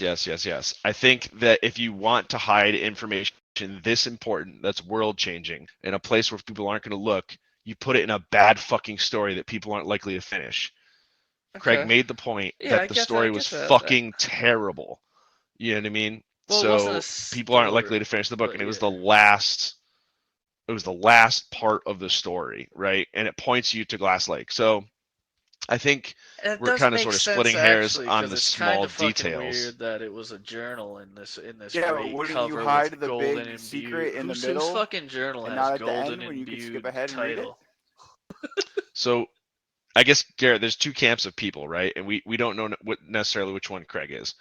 Is Craig the kind of guy to skip to the end of the book to understand what ends because the story's fucking boring, or does he get into it and say the story's fucking boring? I'm not going to bother reading the rest of it. I'm gonna be I don't care I'm how gonna it be ends. honest. I'm gonna be honest. You convinced me. You convinced Yeah, me so with this that I, that's that because especially like the little hints that he gave me, like I just said, like no one's journal is this great fucking cover with that has a store that actually has a title to it that's golden imbued. That's just a journal that ended like that. Like it's not someone. It didn't end up like he died and someone found that and that's just how it is, right? So it's like they made that into a book even though that's a stupid detail that I'm getting into, but you like I like your story. How You would they know convinced how me. to farm 3-nut peanuts? Three nut I, peanuts is I, There's I, too three much nut peanuts is information in dumb the too. book So for it it to be sounds made made. It up. sounds made up. I think But the I think factual all of it's information, like if you follow it, you'll grow 3-nut peanuts. I think all of it's a distraction and a ruse and misdirection. Yeah, but And how I the think fuck? Listen, okay, but I get it at this point. But it's like illusion wouldn't think that fucking the third thing might be at this fucking place that nobody can go to for fucking 2,000 years. so. I think The once capital, his knowledge and the capital together can't put that together. I think the beauty of it being at Glass Lake is Yeah, we're gonna But run why into can't Belusion they there. go And it's gonna there? be boss fight. so they could, but I guess in my general the way Because they're the not place where I worthy. see it from my perspective, it's that like it's convenient for it to be at Glass Lake because with it being so hard to reach, this is the sort of place that gets lost to time. Oh A no! place So you'd start to overlook. no, You know now what I you mean? kind of make sense Because because they're not dreamwalkers, and Merric's a dreamwalker, and he's gonna be able to walk right through the fucking door. I mean, who knows what we're gonna find there? But Oh, I think I'm starting to agree with Zeke about the book, but I'm convinced. I like right now my opinion is hard that like Dreamwalker is not fucking drunk Merric with warlock powers that sold his soul to Reed. My I thought just I think my think thought that kind of with is dumb now the that way I that thought Philo about. gets her dreams and everything, that like Dreamwalker is like a separate kind of being. yeah, I No, my I thought don't with think Rathar's Dreamwalker is like an just someone old who goes to the warlock. fairy I think realm, which that's I feel wasn't that pretty. I think that used to be pretty common. People going to the fairy world. So it's like, did they really have that special title of a Dreamwalker? I don't. Before it was all sealed. I mean, we may very well get into this and realize that a dreamwalker is somebody that is able to go back and forth between uh the our world and the Fey world via like astral projection or some crazy Yeah, but I bullshit think like that. everybody could do that until that was possible for everybody until they locked portals out of it.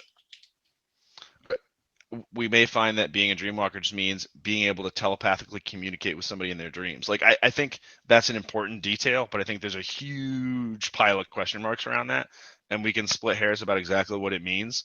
But I think the thread we need to pull on is who is Lord Rathar? What other sort of connections do we know to him? Can we figure out anything before we go to Glass Lake? And we need to just get prepared, and we need to go there before Belusion does. Do you have any? I can't remember. You don't have any type of communication with Lutera, right? You? I don't think so. not. I can't actively speak to her. Like I couldn't ask her a question. Okay. Phone goes one way, homie, on that. That's the difference She between can a only warlock speak and a to- priest. Like, priests can pray to their gods. Warlocks cannot. Gotcha.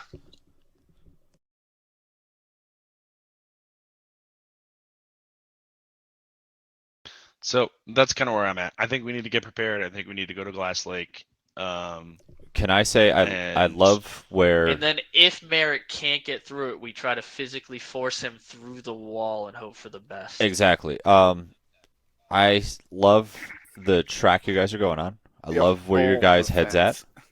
Yes, we'll find the hole. You are all coming up with wonderful ideas.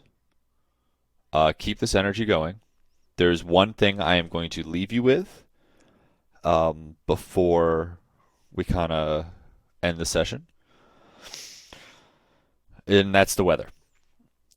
Those clouds that I was talking about before, well, they're on you now. You noticed been rolling in from the east. It's rolling westward. Um, it's getting quite windy. You guys have all been in this situation before. You know it will storm in your location soon, badly, and you should be hitting the road soon. Because if you stay there, it's going to be shitty.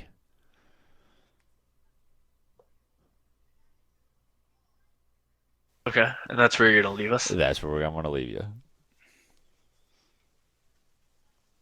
I'm going to make sure I publish this one online as soon as possible because I'm going to be re-listening to what you guys have planned and what you guys have talked about, what I said. Maybe you could pick over some more details of some things I said because you guys definitely missed a few things I talked about in the book. Oh. Was it a nut?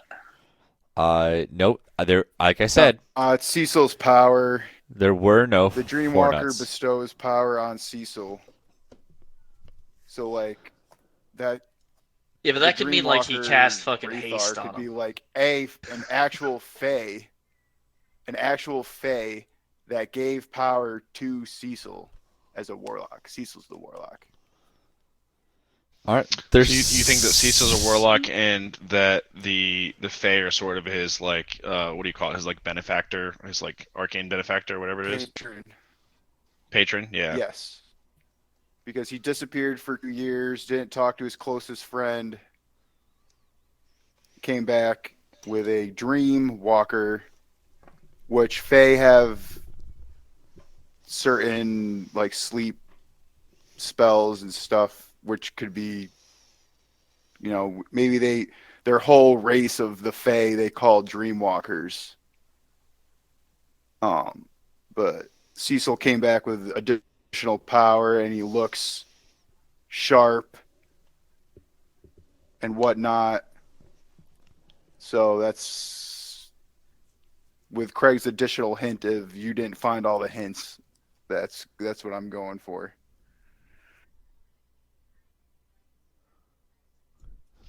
Interesting. Yeah, I really want to listen to what Craig said about the book again. Craig, do you and have that all in and writing, or is that something you can share with us? Or we got to listen. You have to listen because while I do have it all in writing, I write things out way, way, way more explicitly than I colorfully talk about them.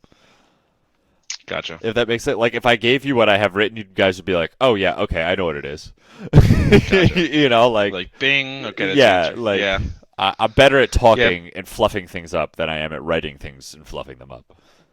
Please do upload it because I got to pick through that some more. I'm gonna upload So as soon as wait, I do can. we have any information about? We don't have no information about Wraithar, really?